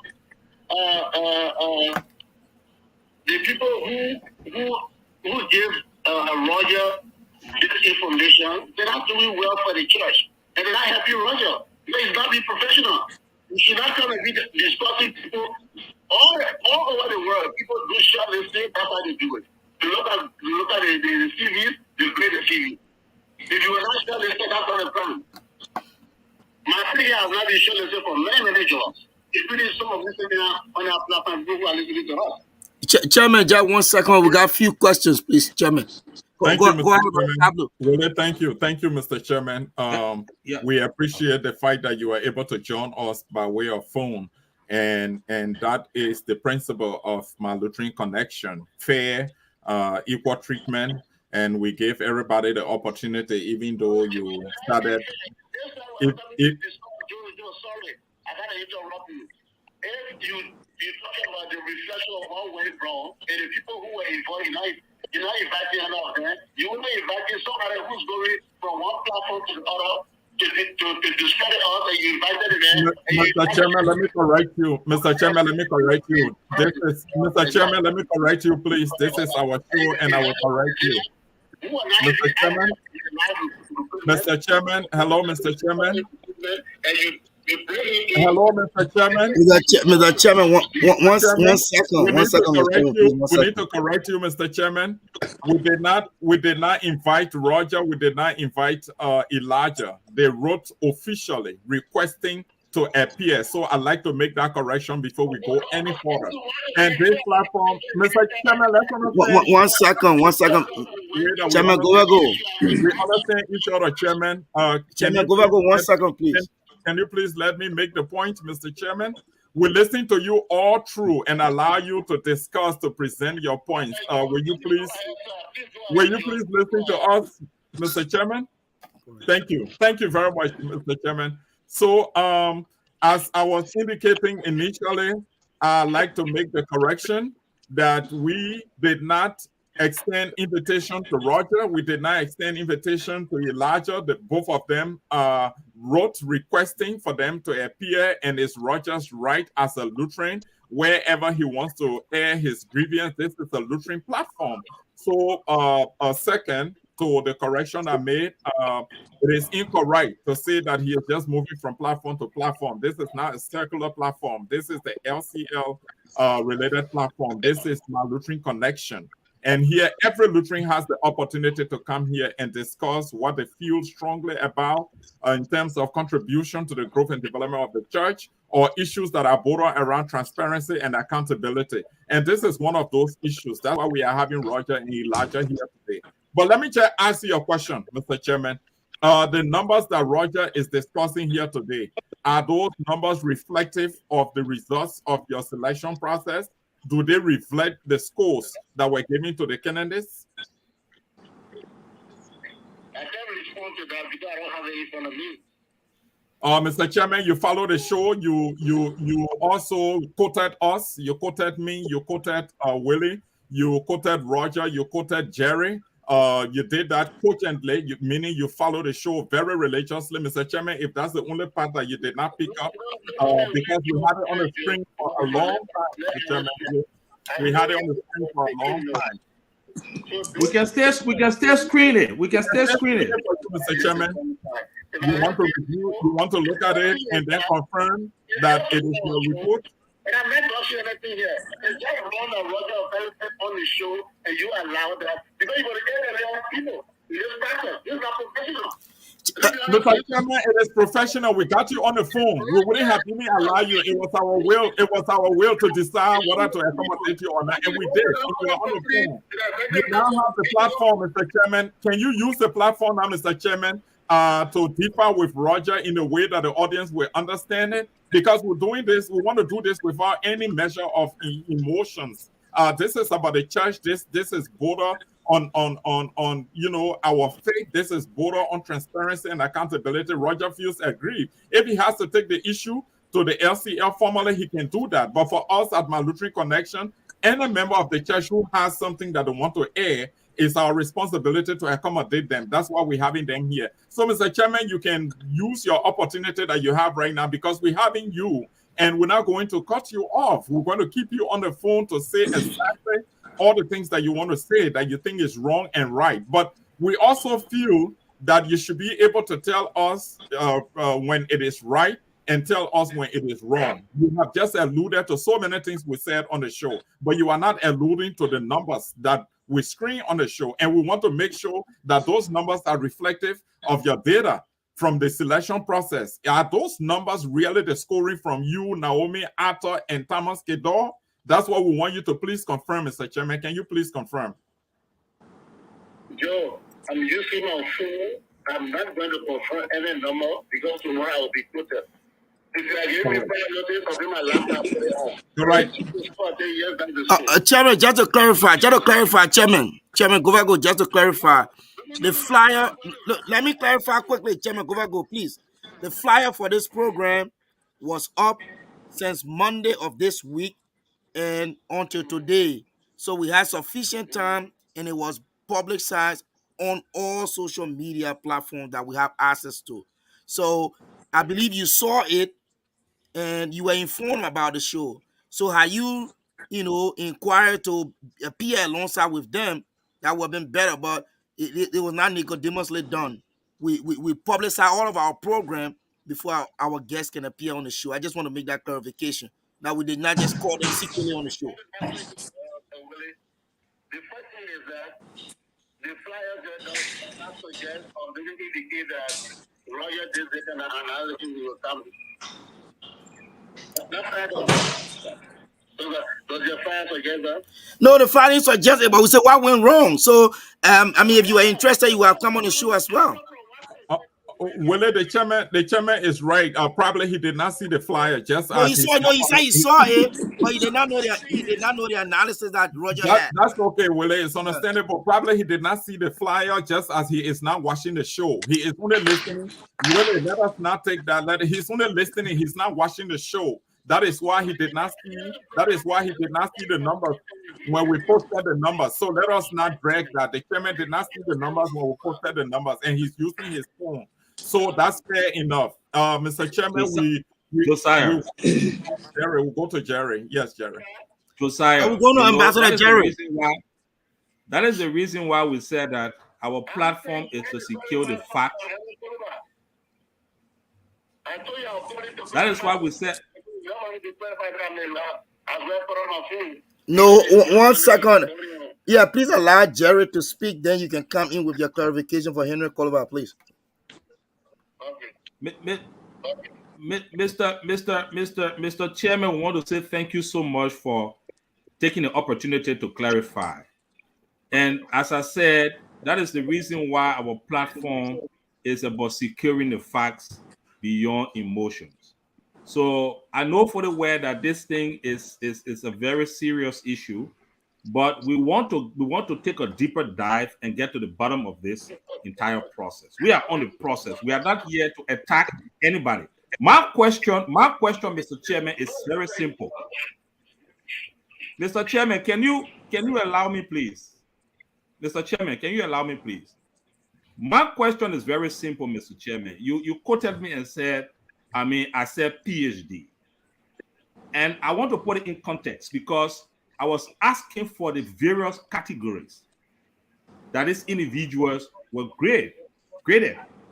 And my question then to you is that don't you think, based on the different experiences you have had as an HR specialist, don't you think that would have been an added value to this church if we have had somebody who had a work experience with that academic credential to come and help the office of the bishop moving forward, going on a right trajectory? Don't you see it as an added value as a professional person, as a professional HR, or you think that is something that we should dismiss, regardless of the person being a PhD holder or not?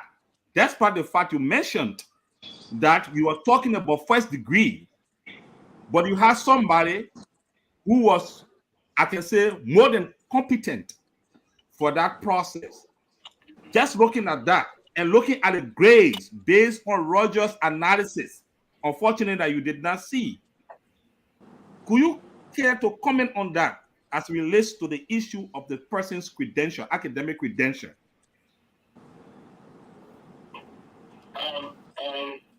Firstly, let me correct something here. All my life, I've been doing MSc work. Most part of my professional, let me correct it. Most part of my professional life. But that is a big thing in CSA recruitment and all of that, other recruitment. I've learned a lot over the last 7-8 years of doing the CSA. The first thing is that when you emphasize the job, many people apply then you see them as being more qualified for the job. It has to be clear to everybody.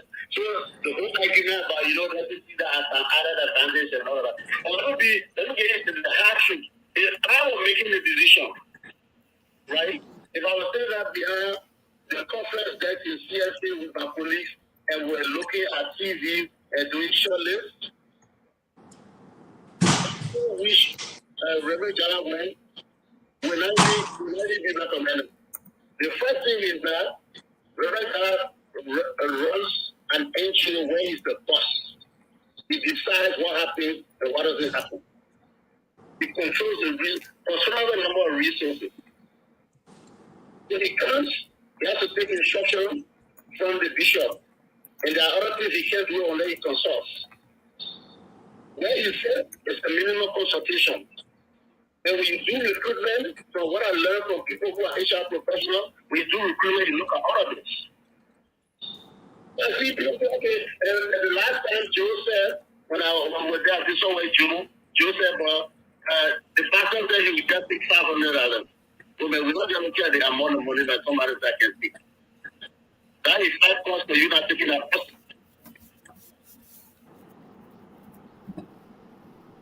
person. Is he going off? Is he off, Willie? Yeah. No, because I think the question still remains.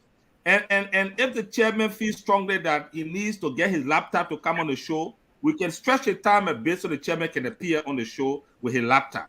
But I think the question still remains, Joe. And the chairman, honestly, the question is. Well, yeah, but the question, my chairman, the question is, do you see the credential, the academic credential of Samuel Jala as an added advantage or as an added value? So let me come in the chairman's defense a little bit. The chairman might want to consider academic qualification in the context of occupational requirement, because when you are doing a recruitment, you have a component of the candidate's qualification that is termed as occupational requirement, and the educational qualification competence also falls within that bracket. So maybe yes, on the basis of that, Thomas Jala could be given some preference. But the chairman quoted me with regards to my inquiry when he appeared about the $500 versus the 1,005 proposals of the two candidates. And Mr. Chairman, let me just further indicate that I was making that indication on the basis of the economic context, which Jerry took time in a detailed manner to explain the economic benefits to the church. Have we gone with Thomas Jala's proposal of $500? So that is not even an issue here. The concern here, it has to do with Roger's claim that the numbers are off, that you, Arthur, and Naomi score the candidates or the applicants in a given range. We are not saying that that was a defined range by the committee, but any smart person looking at that particular scoring sheet will see that you graded in the range of 71 to 88, which was not bad. But Thomas Kedor's grading was completely off that record. 40, 40, 40, 40 across. So the point we are making here is for you to confirm, but you don't have a laptop, you are using your phone. It's understandable. We're not going to push you further, Mr. Chairman, to say something that you don't want to say, you're not comfortable with. But we are just saying here on the show that Rogers numbers that he showed, he gave us, if those numbers reflect the scores from the committee members, and we are saying that one of the scoring by the committee member is off. And if we go by your statement that the recruitment process required that all the committee members score within a given range, and anyone whose score is off, the person will be questioned. That leads me to my second question. Thomas Kedor's scoring was off. Mr. Chairman, did the committee members actually question Thomas Kedor on the manner and form in which he scored the other candidates? He scored all of the candidates? Was he asked? We need to have that. Well, I'm not going to respond to that. I will tell you why. I'm not going to respond to that. When my co-chairman spoke, he was very categorical. He said the committee did nothing. Whatever happened, whatever they do anything, we accepted. He was very categorical about that. Because I know we discussing this on the connection tonight. The next thing will be on the it will be in the internet fellowship. It will be on our platform, and we want to be all over the place. So for me, this issue now end up to the bishop's office. So those are the clarifications we will have to provide. So I'm not going to respond to that.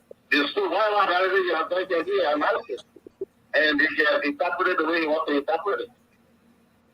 Okay, thank you, Mr. Chairman. Do you have any final comments for us before we can move to the next segment of the discussion? Okay, I just wanted to provide clarity on the comments almost everybody made on Herod Boulevard. So you said that you did mention the Lutheran Men's Fellowship WhatsApp platform. Go back, if it's looking at you are doing the recording, go back there. All that Roger was saying, who is saying the truth, who's lying, and this one and that one. There was a question asked by Reverend T, if you remember. After you do question, and the Tablo question, Kidon was there, and I said Kidon recused himself after the short list. And then Reverend T said, even Naomi, because in a meeting here. In office as secretary. And I said, the CV we received from Henry Fulba didn't suggest that he was currently working for, at that time when we received the CV, didn't suggest that he was working for the LCL. And I see Roger Tada running around with it. I have the document. I think I know more Roma better than English, but I have other English I can understand it. And I'm clear about that, and I stand by that. I got all the documentation, the emails, the good things that we said everybody should send the application by email. So that should not be anything that somebody says the Herald Back. I see Herald Back went to the national men's platform and tried to deny that. I'm not going to fight with Herald Back about anything, and I'm going to fight with Roger about whatever he intends to achieve with the propaganda he's carrying on. But the hard truth is that at that point, Mr. Chairman, I think we should be a little bit respectful of others. I don't think this is any propaganda. Here on the show, we are all Lutherans, and if he is aggrieved and he raised it, no, it's not. No, we shouldn't term that as propaganda, Mr. Chairman. What I would not do is I would not insult anybody. I respect everyone's view, but this is still propaganda to discredit people. No, he is portrayed as a propagandist, Mr. Chairman, in that respect, which we, our platform, I'm not sure we want to encourage that, Mr. Chairman.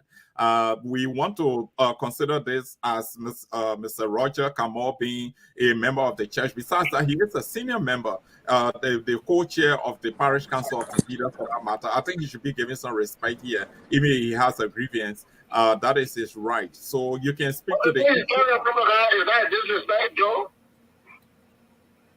Well, there are connotations, and we want to be mindful of how we present issues, Mr. Chairman.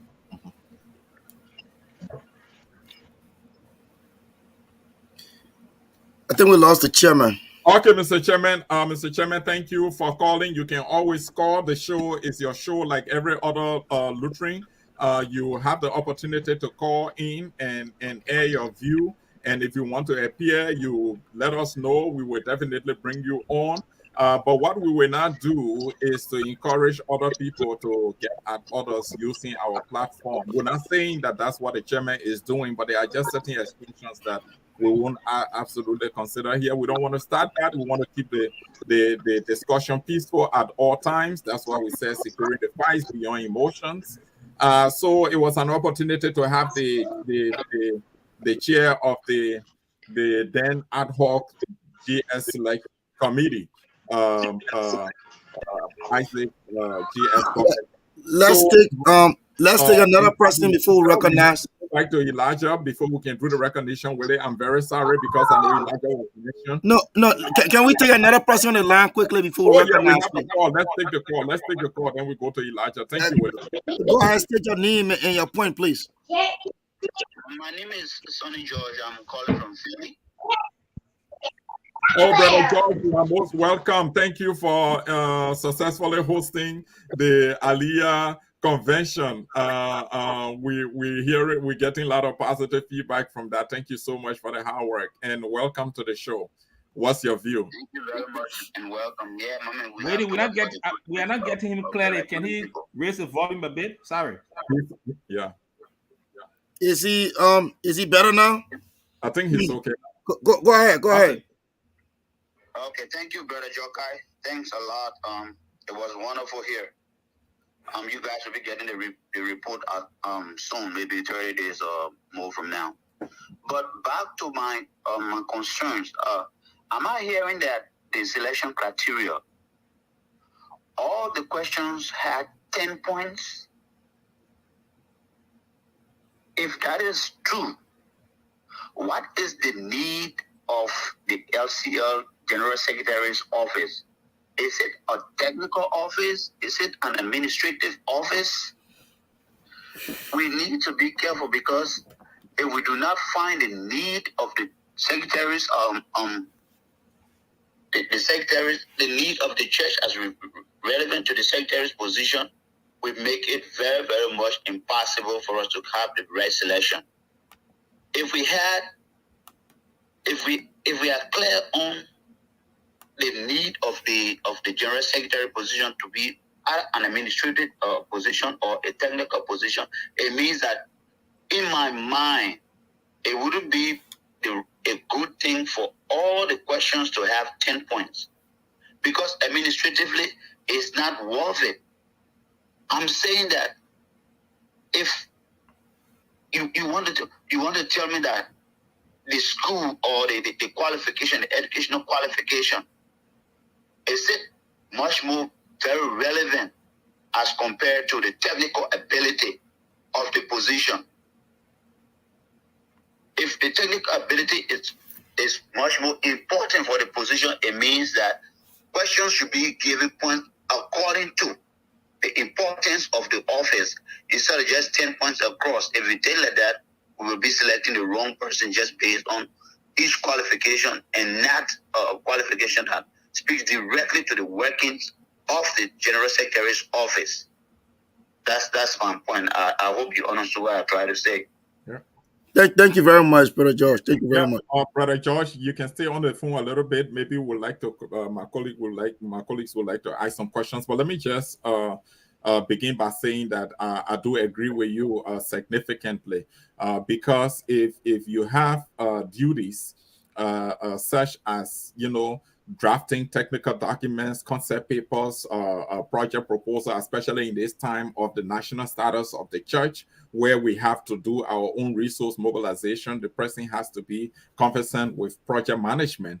And you can apply the same points, project management requirement to clerical activities. There should be gradations, in the scoring process. I do agree with you, and that can significantly affect the process in terms of the caliber of individual that you hire for the position. But this is my question to you. I'm sure you watched the show from the beginning and you saw the numbers that we screened. Even though the chairman did not confirm, he said he doesn't have his laptop before him. He's using his phone, so he can confirm whether or not those were the numbers. But I'm not sure Roger is brave enough to give us a number that is different from the data from the scoring process. Those numbers, if you saw them, what is your own impression? What can you say about them in terms of the selection process? Technically, those numbers, from the way I see them and the way the analysis were made, people can guess that if the numbers are not the same, but are not true, right? But they are very close to true, like 90%, right? Right. Like 90%. Right. Close to the truth, because the data sheet that says the very details from which from which the 10 points come from, they are not available. So in common arithmetic, you just calculate, you just add everything like it is, and then you divide it by the number of stuff, so that you see how much each of those people allocated for each of the candidates.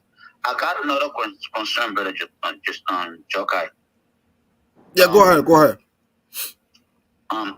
I don't know, the two kiddos, are they from the same family?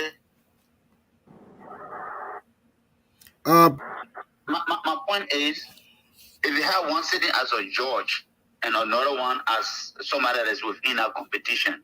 A defendant. Since you say George, let me help you. You have one sitting as a judge and the other one is a defendant. Exactly. Was there any recognition from the selection committee spelling it out clearly that this guy has been vetted and he's qualified to put the conflict of interest, that natural biases aside, to see his brother and treat his brother equally as anybody or each of those contestants at that time? Was he asked to be recused of the process? Because it's a conflict situation. This is a very, very big problem when it comes to selection of candidates. You can't have your brother. This is what institutions are very clear. You and your natural relative cannot be in the same office. I'm not even talking about you are a judge and your brother is a defendant. No matter how truthful you be, that natural tendency to be biased is there. So maybe if you look at the Thermal Kiddos school, that's how it went that way. Why did he give everybody 4 points, 4 points, 4 points, and then, according to the discussion, give his brother 8 points? change. 9.8. Do that. 9.8. 9.8 according to the statistics. Recognize that. Mhm. Yeah, so that's why actually I asked everybody, and that's where I was going when I asked the chairman whether or not he recognized the number. But he indicated what he indicated because Joe, yes, Jerry. Mhm. Joe, let me come back to 1 minute, Jerry. 1 minute, Jerry. Mhm.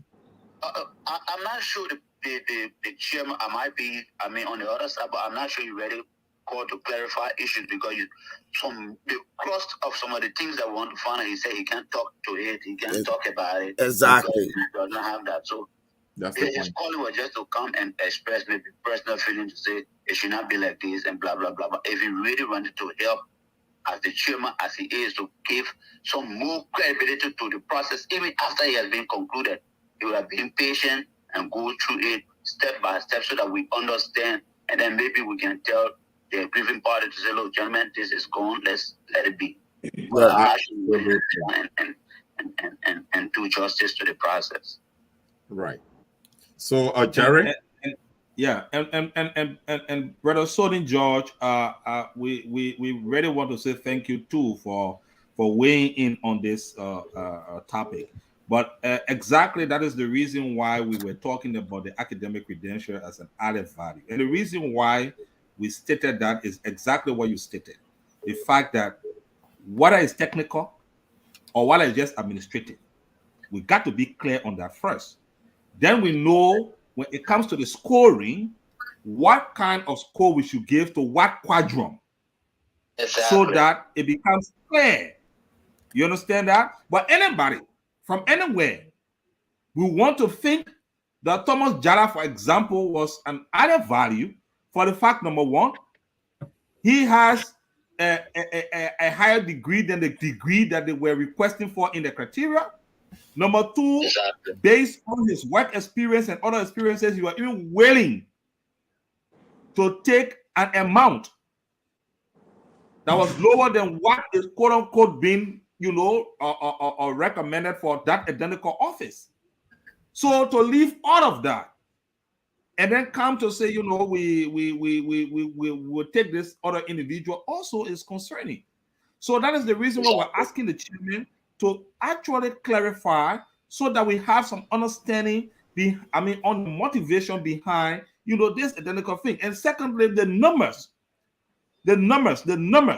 just show Brother George clearly that somebody was conflicted.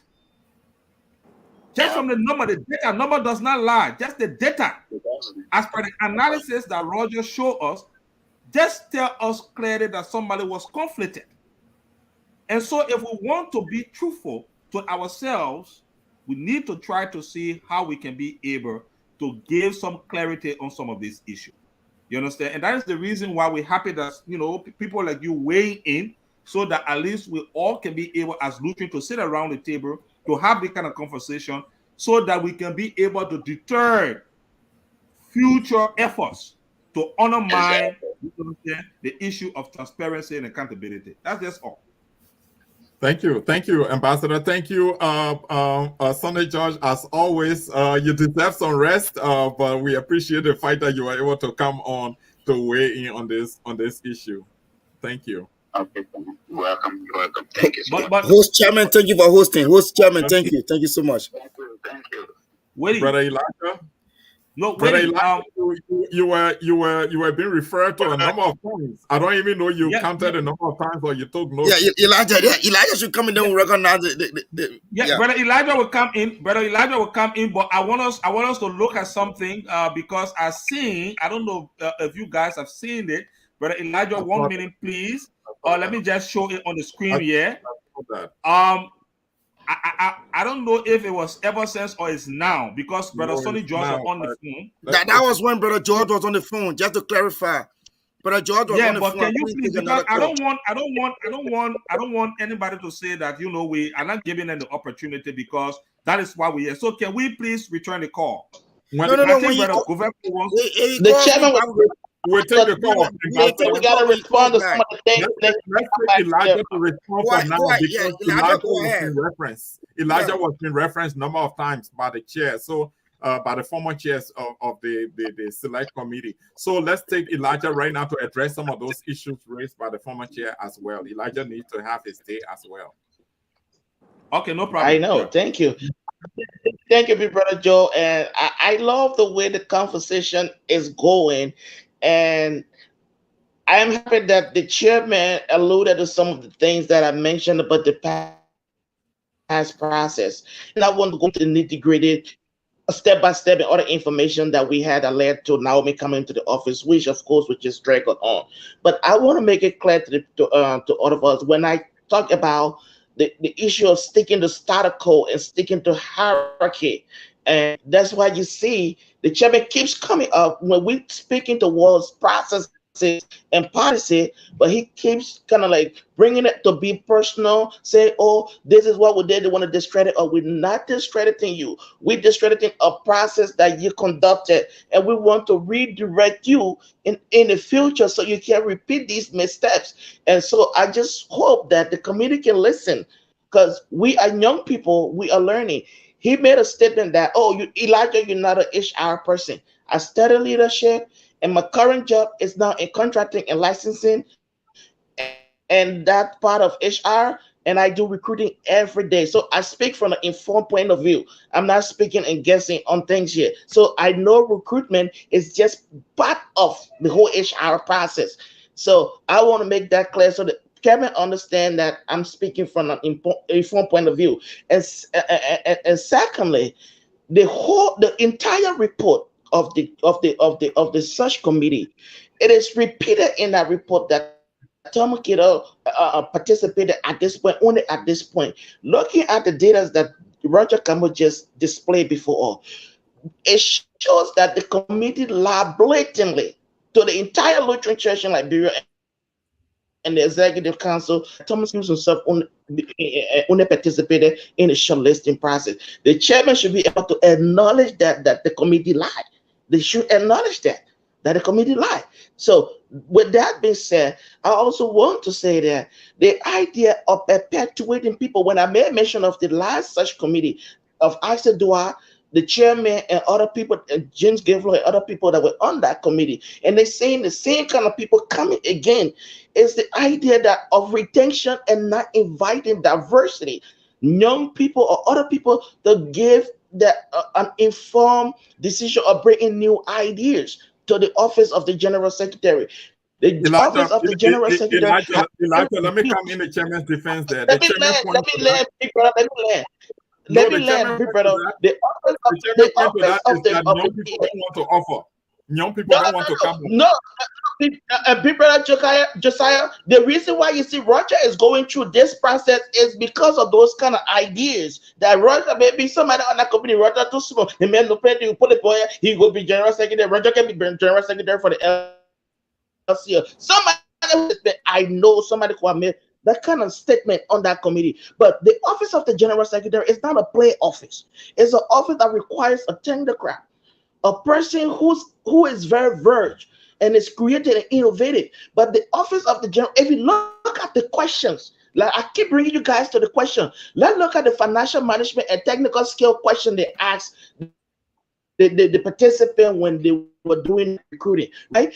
They say, from the management perspective, what sustainability plan do you bring to the table, and how can you institutionalize same given the LCL currently does not have sustained financial resources to operate fully? That was the 10-point question. But the tips they put under there says understanding and application of LCL financial policy, ability to access, manage, and report donor funding, understanding the LCL partner procedure.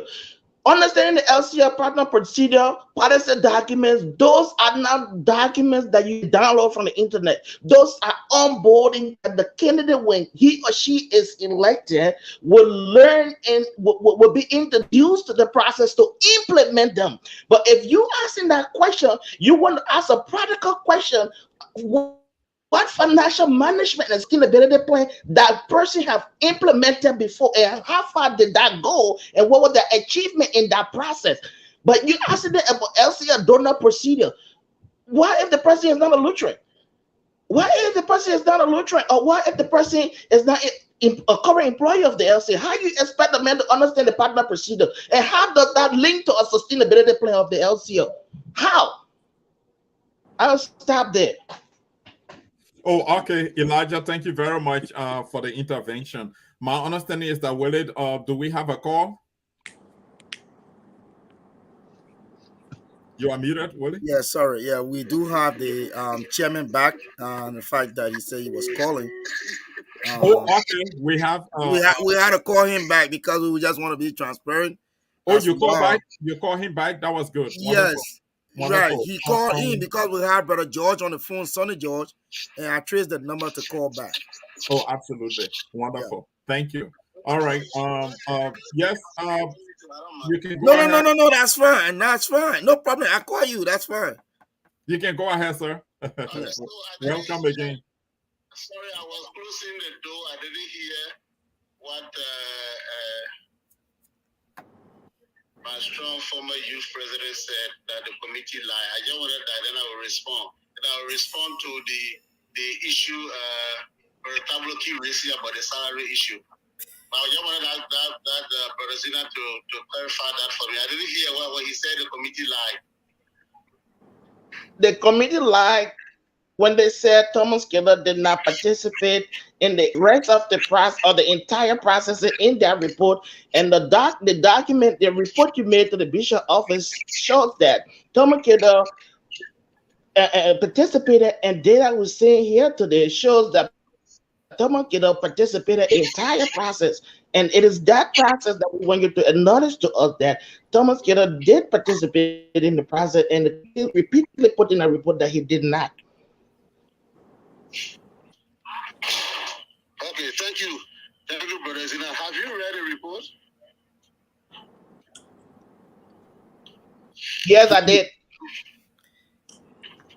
Yeah, if you read the report, I don't know what part of that report I didn't tell you.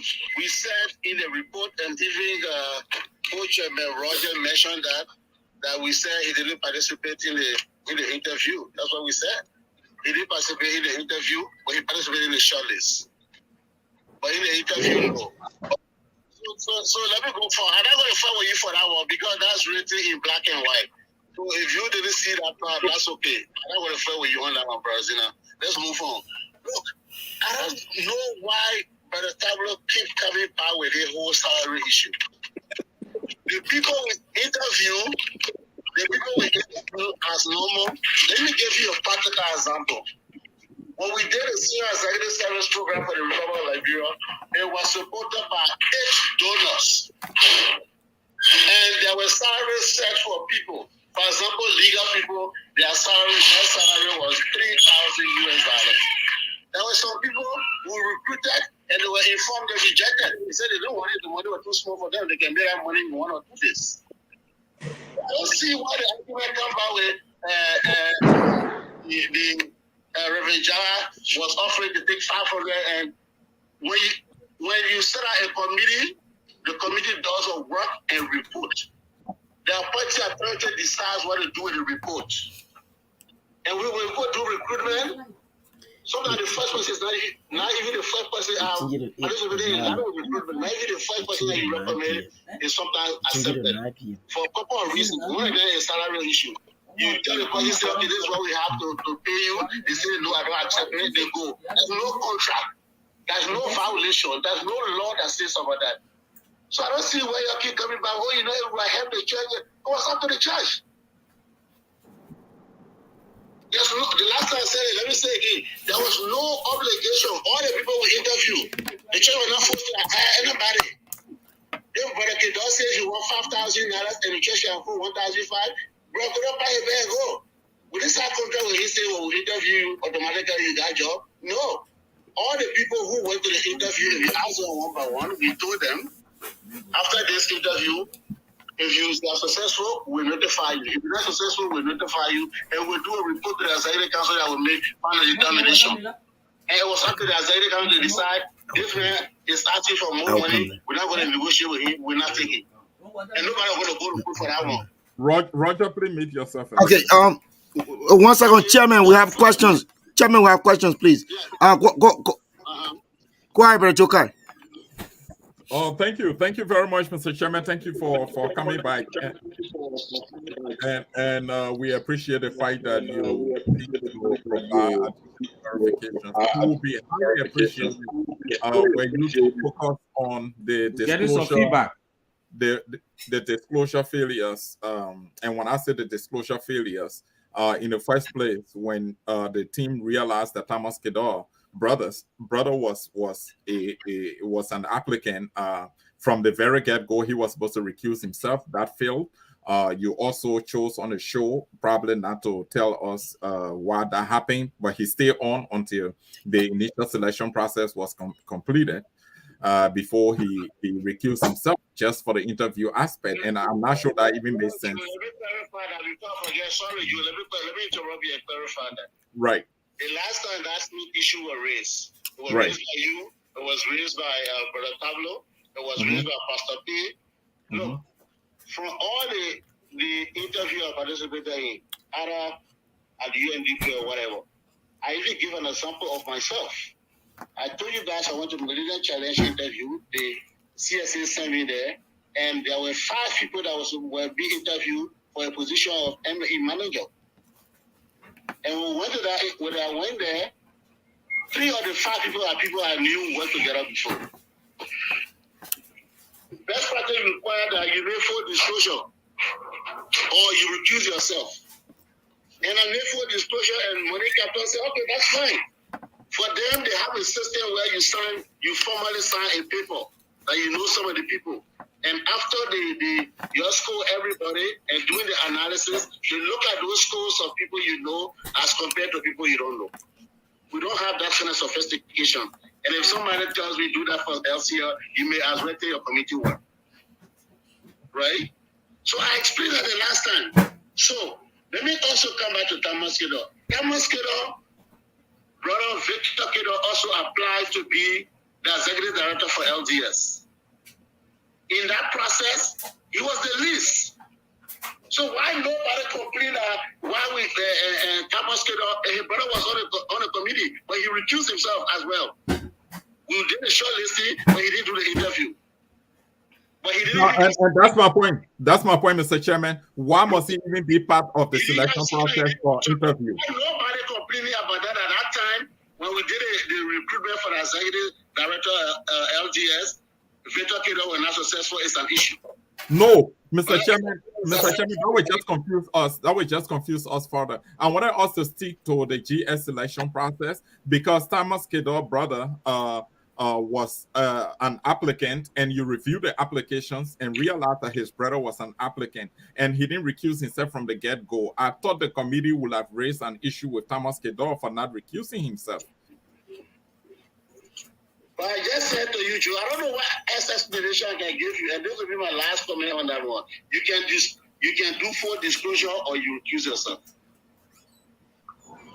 I don't know. Can I answer? Okay, he made a full disclosure and then he stayed on the committee. Very good. My next question is about the numbers. You guys, maybe you are forgetting. And I hear Jerry, I don't like to really call people who are at a certain level with their name because there can be future consequences. So I will get to call them. Yeah. That's the ambassador. Joe is masterminding something here. You gotta be careful, Joe. Let me say this. Uncle Jerry keeps saying people are conflicted, people with this. For heaven's sake, that's what I said. That's disrespect to some of us. So who have money over there to bribe me to go select somebody? That's one. No, it doesn't have to be a bribe, Mr. Chairman. It doesn't have to be a bribe. Nobody will bribe you. Wait, Joe, wait. Please let me end. I told you I respect everybody. I'm not going to insult nobody here. And I'm not going to question anybody's integrity. But the hard truth is that, and I mentioned it the last time when I was on your platform, all the folks that were on that committee, I don't know how it happened, but we all have different interests. Interest in terms of candidates. You know our support is the way everything God has given me. I can't speak definitively for Naomi, but Arthur wrote in our men's chat room that he supported Reverend Palmer with everything he owns. Right? And then Reverend Dua told me that he was supporting Reverend Goba. So I'm not sure Reverend Dua. I'm not sure Reverend Dua wants you to let out his secret here. Who he was supporting, Mr. Chairman. No, listen to me. I'm just kidding. Don't mind me. I'm just kidding. I'm just kidding. If you read the report, we said he was not allowed to store because he came very late. And then we could not take scores and divide it by 3 people. The other people, we divided our score by 3. Then we divided the last 2 people, we divided our score by 4. We thought that wasn't fair. So we told him you can listen, you can do follow-up questions, but you will not score anybody. All the papers, we have them. I hear people say no paper, and then but the Sunday George also came here. I want to provide a little bit of clarity for that. Look, we might not be the best people to do recruitment, but I still have a little bit of idea, a little bit of understanding of what to do. How on earth you will go and give a technical area, and for example, somebody degree, or all the interview are with some of the HR rules. For example, like education, they get free 10 points. Once you meet that educational criteria, free 10 points, sometimes 5 points or 10 points. For other areas, you got 50 points, you got 20 points, you got 25 points. Even when we gave the test, I got all the papers. But the way things are going, that's why I refuse to even give the rest of the paper to LCL. Because I believe it's just wrong and unprofessional that it would take these kind of things and give it out to people, and it's going to be all from one platform to the other. Which is wrong. To be honest with you, it's just wrong. Mr. Chairman, it's already wrong. Mr. Chairman, it's already wrong because the scoring data here shows that the numbers are off, and that is our concern. But you wouldn't talk about that because you didn't see what we screened. I'm not really So it's just wrong. Because I just believe you wrong. And 1, 2, if I have my laptop, whatever you see over there, I can defend it for everybody because I know what happened. And it's understandable. Everybody. And it's understandable, but the numbers are off. I will let you know because you didn't look at it. I saw it, so I'm sharing with you that the numbers are off, and I will tell you how they are off. You, Naomi, and Arthur school. You, Naomi, and Arthur school. Yeah, let me just say this, CM brother, Govego. You, Naomi, and Arthur school. Yeah, you, Naomi, and Arthur school. All the candidates in a particular range. And anyone looking at the numbers, you will see it.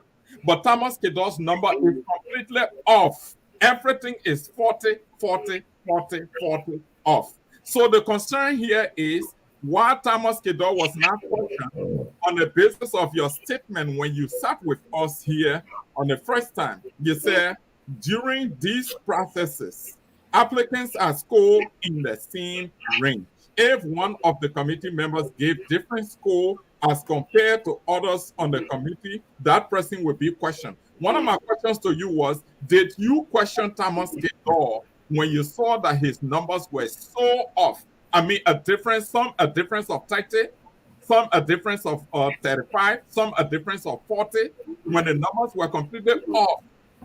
That's my concern. Did you question him as a committee? Now you as an individual, I'm not holding you responsible for that, but as a committee, did you bring that to? No, but yeah, I'm the chairman. I don't want to defend it. I'm the chairman. The first thing is that my co-chair started the entire conversation by saying that he never believed 2 people on that committee would have graded him properly. Now that somebody who are not giving him the records given to him, it's now the whole thing is now shifted to Kedor. And then we say, no, we're not talking about the man in the position. How on earth you will talk about Thomas Kedor and you're not talking about Victor Kedor? Because that's the crux of the matter. But the hard truth is that I just said to you, you want me to discuss all that we discussed in the committee room that I will not do. No. Chairman. Thank you. Okay. Thank you, Chairman. Chairman, we have a question, please. Someone has a question. Want me to read it, please? Yeah, please read it. All right, the question here is from Brother Sonny A. George. The question is, Yeah. but if he, meaning Victor Kedor, Brother Victor Kedor, if he, Victor Kedor, wasn't qualified to serve as a director for LDS, the Lutheran Development Services. What did change for him to be qualified to be selected as general secretary for the church, especially given that church is bigger in function than LDS? The answer is simple. The TRs were not the same. The LDS TR is more technical. So if Brother Sonny George compare, and when he see the the CVs, he will not ask that question. If you see the two CVs, you won't ask the question, Mr. Chairman. That doesn't provide a better explanation to better response to Sunday George. No, I think he made an error. He said the two TORs. The chairman just corrected himself. Willie, Sunday George is trying to juxtapose. It's trying to juxtapose the both technical roles, the technical roles that the president will play, either in the LDS or in the general secretary position. That's what he's trying to do. So he will not qualify for a limited technical role in the LDS. Right. How would he qualify for a broader technical role? Broader technical role. That's the question. That's why I'm saying, look, there's no issue here, because when you look at the TOR of the executive director of LDS, it's more challenging and sophisticated than the one you have for the LCL. Look at your constitution. The entire TOR for the general secretary, look there, is less than a paragraph. That's what you approve. Even the issue of you should be somebody who do proposal, all of that. It's but a point of correction, Chair, the Constitution is not a statute. Statutes provide detailed provisions. Constitution only provide a short, it's a brevity of explanation. The Constitution only provides, a summary of what the responsibilities are. That's what statutes are for. The statutes unpacked. So the comparison with the Constitution, the what? Constitution draw out 2 arrows. No, I think the TOR is derived on the basis of the constitutional provision. It's not just the technical aspect of it. It's just a summary of what's supposed to be done. And then the TOR, I'm sure it's not word for word. If you look in the Constitution, the TOR of the LDS executive director is detailed. It's detailed. It is the unpacked version of the constitutional provision. So which TOR is detailed according to you? I am very sure the Secretary General's position has a TOR that is consistent with the provision of the Constitution for consistency in the rule. The LDS executive director provision in the Constitution also has an unpacked version, which is the detail of the president's roles and responsibilities. That would be broader. That is larger in scope compared to what you have in the Constitution. Joe, don't speak the issue that you don't know. When the Constitution was drafted and approved, there was nothing called LDS. But you just alluded to the Constitution. Let me say this to you. Oh. LDS as executive director does not have anything in our Constitution. They have a separate developed TOR, a very detailed technical TOR. That's what I alluded to. Yeah. And Senator George, having worked for the church for a long time, you should know that. So to be asking if somebody could not hear the LDS, then how you could hear a brother, it's more administrative work that you do to that place, the supervision. To be general secretary, it's more of supervision ensuring the day-to-day running of the LCL. Thank you, Mr. Chairman Jerry. Let's go to Ambassador for his question, and then we'll let the chairman go. Yeah. Mr. Chairman, want to say thank you.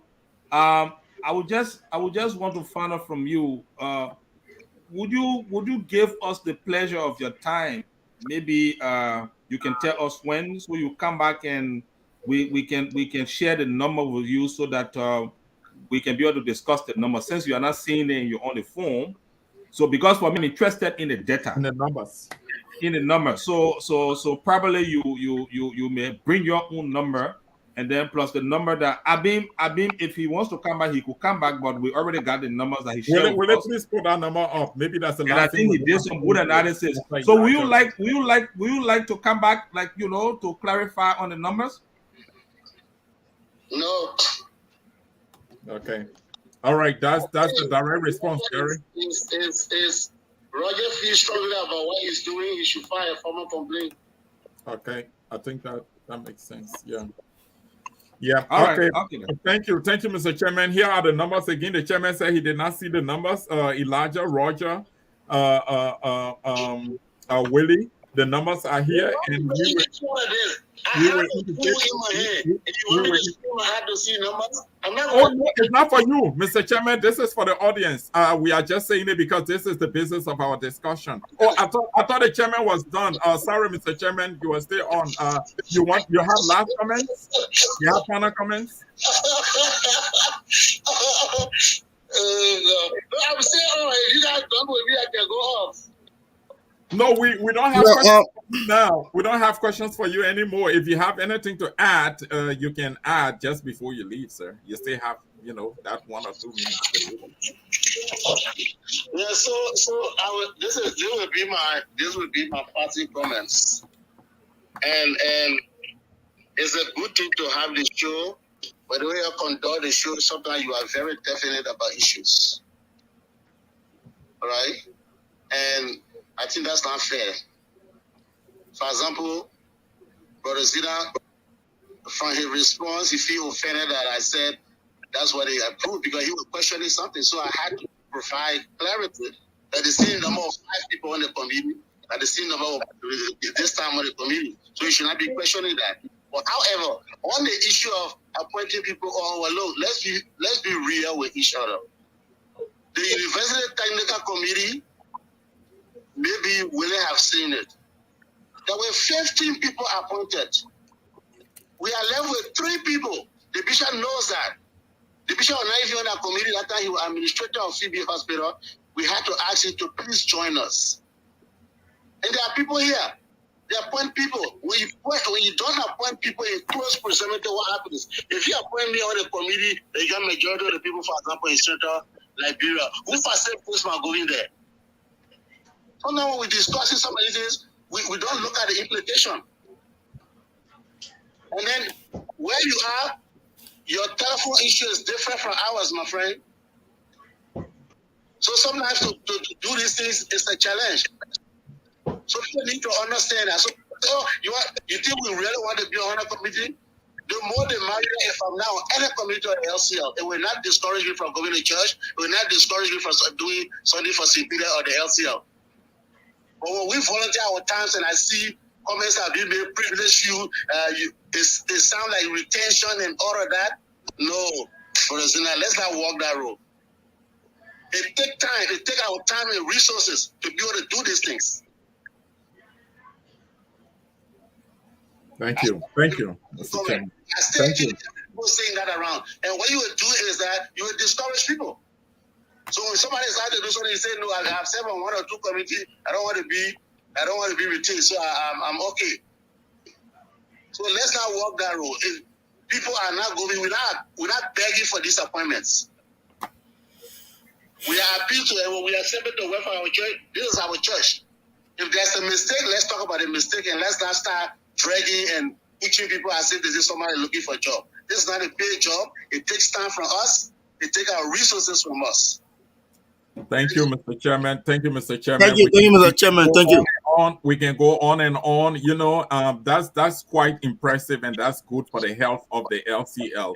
I'd like to piggyback on your final comments. We're talking about people are volunteering. The spirit of volunteerism is in the church. People are not being paid for the things they do. It's true.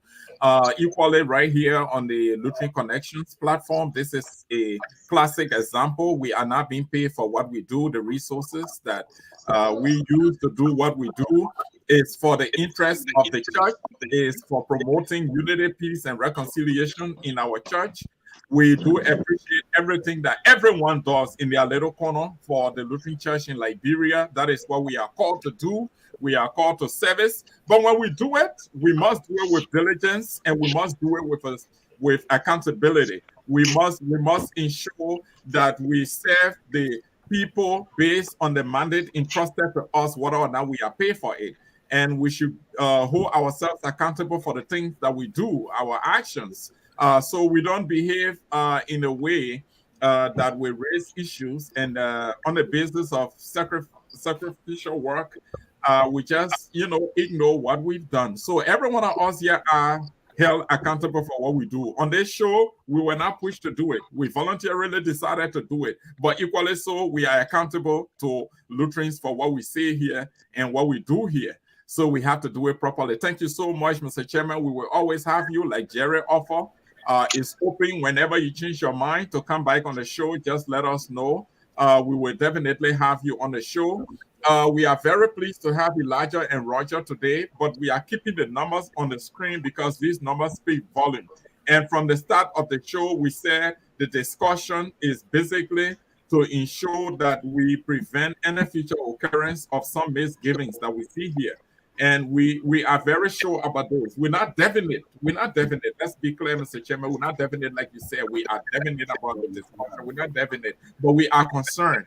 We are concerned that there are some misgivings that are showing here in the numbers, and we should not be the case. Whether or not in a circular word arrangement or in a church setting, these numbers must never show the way these ones are showing here. There were no disclosures made significantly. Naomi interviewed her secretary. She was on the committee. I think that was just a wrong step in the process, and we should acknowledge that should not be happening. There should have been a full disclosure or a recusal on the part of Naomi. Thomas Kedor scored his brother, which in fact qualified his brother because of his score. He gave his brother the highest score of all the candidates, which shouldn't have been the case from the start of the show. That led to his qualification for the next stage, which is the process. So we just wanted to make those clarifications. We'll go back to Elijah, brother Elijah. He was in flight before we took the chairman. And Elijah will go to you because we'll soon be wrapping up. So Elijah is yours. Roger, anyone who is not muted, can you please mute yourself? The feedback, we're getting feedback. Thank you. Thank you, Big Brother Josiah Jocket and the rest of the team. As I stated earlier, we came to this discussion with an open mind to discuss the issues surrounding the whole SRC process of the General Secretary of the LCL. And as I mentioned earlier, when when we center our processes around hierarchies, we center it around staticals, it kind of prevents us from bringing in new ideas. And when I talk about the composition of the SRC committee over the years, that was the point from which I was coming. I don't have problem against Azador, Remy Azador and Chairman Goveko being on the committee, but you have to introduce new idea, new ways of doing your processes. Because when you do retention without updating, without bringing in new ideas how to do recruiting, it becomes a problem, especially when we go through a manual process. Because all of the processes done here, like printing sheets, people doing it manually, there's no data kept for future reference. So if you went back to check the other processes that were done in the past, we don't have a data that shows how that process was conducted and where we can find that information that we can use as a reference. We only have the data on the screen here today because Roger was in some privileged position to get those information from somebody who were on that process, who felt the process didn't go well. And that's why we got the data we got here we are looking at today. And our point here is not against the committee, it's not against anybody. They did their job. But as people who are members of the Lutheran Church in Liberia, who are in different professions, who are in different technocrats and things like that, when you see a process that has so much red flags around it. You got to flag those things. And I gave Roger kudos for standing up for that. He's now speaking up because he still wants to be the general secretary, but he identified that there are problems. There were problems within the process, and those problems needs to be addressed to prevent them from happening again. Because as an institution, maybe the next person would not be LaRocha Camo and might drag the church into court, and you might be there at the end of the day when you see this kind of information being leaked from the process. It brings disgrace to the church, the way we conduct our processes. And the last thing I want to say here is that I understand that we've all have volunteered for the LCL in different capacities, and we work with diligence, respect, and honesty to make sure that what we were assigned to do, we did it in a way that there will be no doubt, or not no with no interest for a particular person. We make sure that it was transparent enough. But if we are assigned a piece of job to do, and we put a personal interest before the church's interest, that's what brings about these things. If the committee had just halted Kedah from the square one, hey, your brother is in this process, we can allow you to continue this process. Let the bishop know the process. But Chairman Goveko keep being defensive by saying, "Oh, he recruits himself from the get go after the shortlisting. He participated, and then he signs the report also, acknowledging everything that happened by his signature alone, acknowledge that he was a full participant in the process." But Chairman Goveko is not taking those things into consideration. He believes that we are kind of trying to downgrade what he did. No, you brought somebody, but the processes that led to bringing this person, we have some clouds and doubts around it, and we want to clear those out and initiate or invite or embrace the change, and then you'll be able to make the necessary correction in the future. But when we become antagonists to change, we perpetuate old ideas, we keep making the same mistake. What the political man can say, comments can say, you keep doing the same thing over and over, you can get different results. At some point in time, you need to change, you need to upgrade. So I told somebody the LCL as a church, one of the oldest institutions in Liberia, we need to bring systems into the way that we work. Because people are working from their personal devices, from different platforms. We got project heads, they're using their personal computer. And when they walk away from their projects, they go away with tons of information that the church does not have access to. They don't have access to those systems that they're working with. The church should have a platform.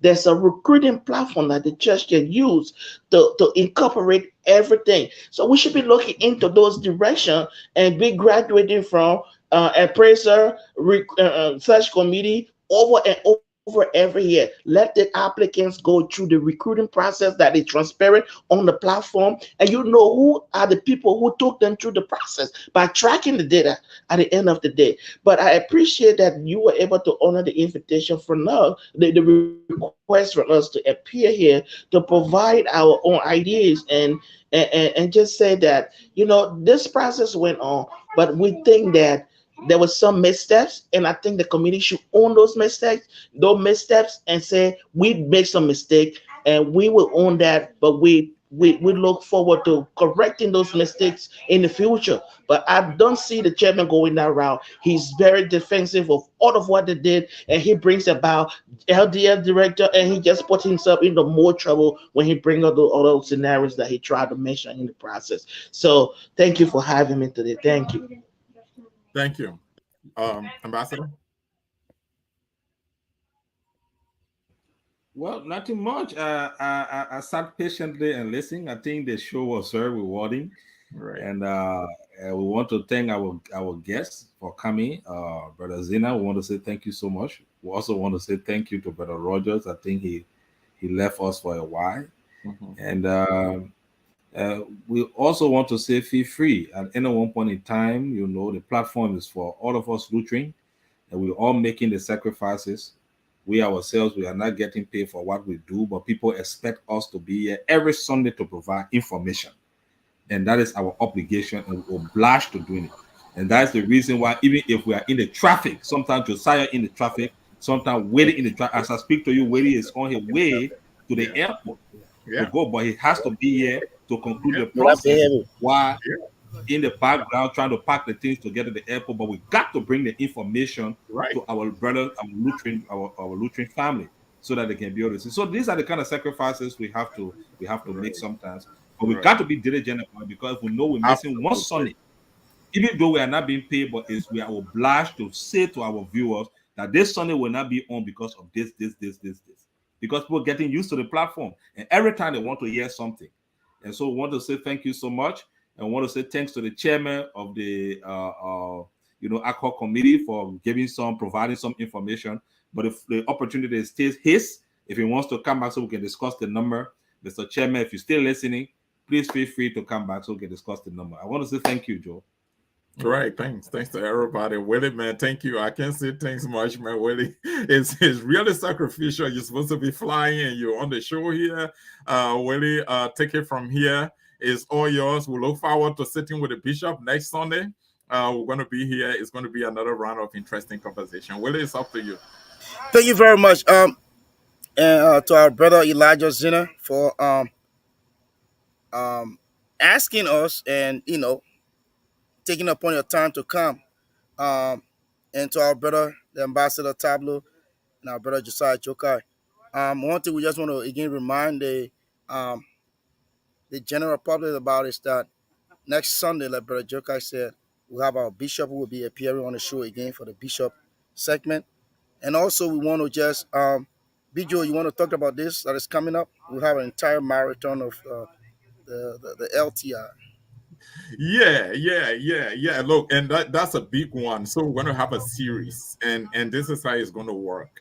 We all know the state of LTR. We all know LTR is at the center of the whole Lutheran University arrangement, and that LTR is in a dilapidated state. Thanks to the bishop for his leadership. The first action he took was to mobilize the church, men, women, youth, everybody to go down there to do initial cleanup. That was quite impressive. I thought it was, and I'm sure everyone here thinks the same way. But there has to be a sustainable way to deal with reviving LTR, bringing it first to its pre-war status, and then making sure that it is consistent with 21st century institution. So we are going to have a series first. We really want to know what went wrong for the last decade. LTR was supposed to be factored in the budgets during the last 10 years. LTR is in a bad shape. Everyone is concerned what happened during the last 10 years.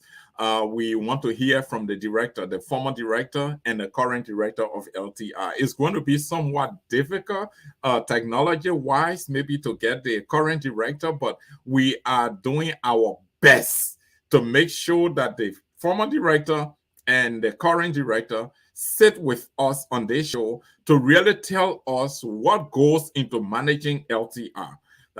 Especially so the last 10 years. What really happened? Why did LTR go so bad that right now everyone is worried about its status, the ship?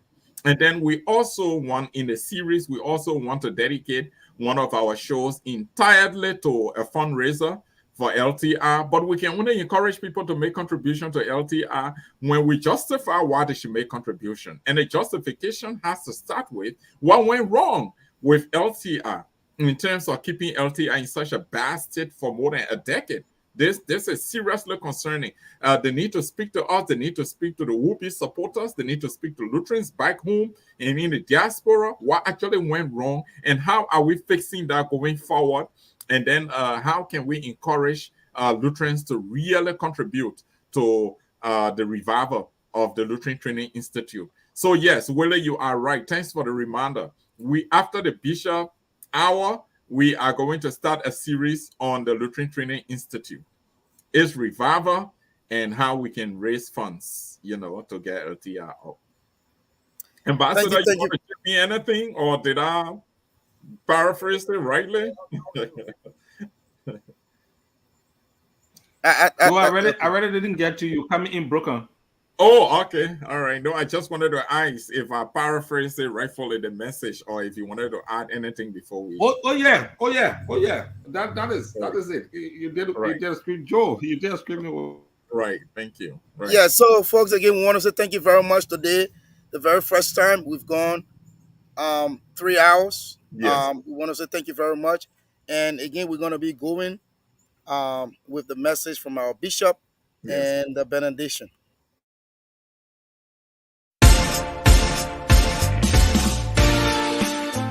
Again, we are happy to be here in the name of God the Father, to be able to encourage our church in the sense of unity. It means a lot to the growth and development of a church or any institution for that matter. We know along the road there may have been some little difficulties among ourselves, between us, but if our church must survive the storm and wave of the sea that is approaching us, or that we find ourselves in, we need to unite, reconcile and unite.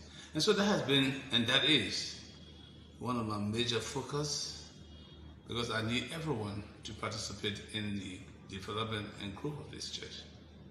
And as such, we must be able to get all of our people apart with each other. So right now we are taking the initiative to speak with those individuals and smaller groups that seems to have some disagreement with each other. I don't want to call it much a big conflict, but disagreement with each other. And we did it working because we must find a way to unite our people. Like I said before, presently, we've managed to resolve the crisis among the women of Barnabas Parish. All parties have agreed and consented that they can work together and we will work together to improve our church. And later I thought I was also meet with St. Matthew. Fortunately for me, I met with a cross section of St. Matthew just about a week ago, and then we trying to sort out what can we do to unite. You know, it's important because Jesus himself prayed for us to unite, to be one. When he prayed to his Father in John 17, that he prayed that we will be one. And we can only move forward if we are one and holding each other's hands in this pilgrimage of thanks in the vineyard of the Master. So I'm urging all of us, no matter what our differences will be, that we seek the opportunity to sit and discuss and come to an amicable solution in the process. And I'm sure when this is done, God is going to make a way for us. And so I pray this earnest, fervent prayer in the name of God the Father, Son, and Holy Spirit for the Lutheran Church in Liberia. Amen. Yeah, you tired,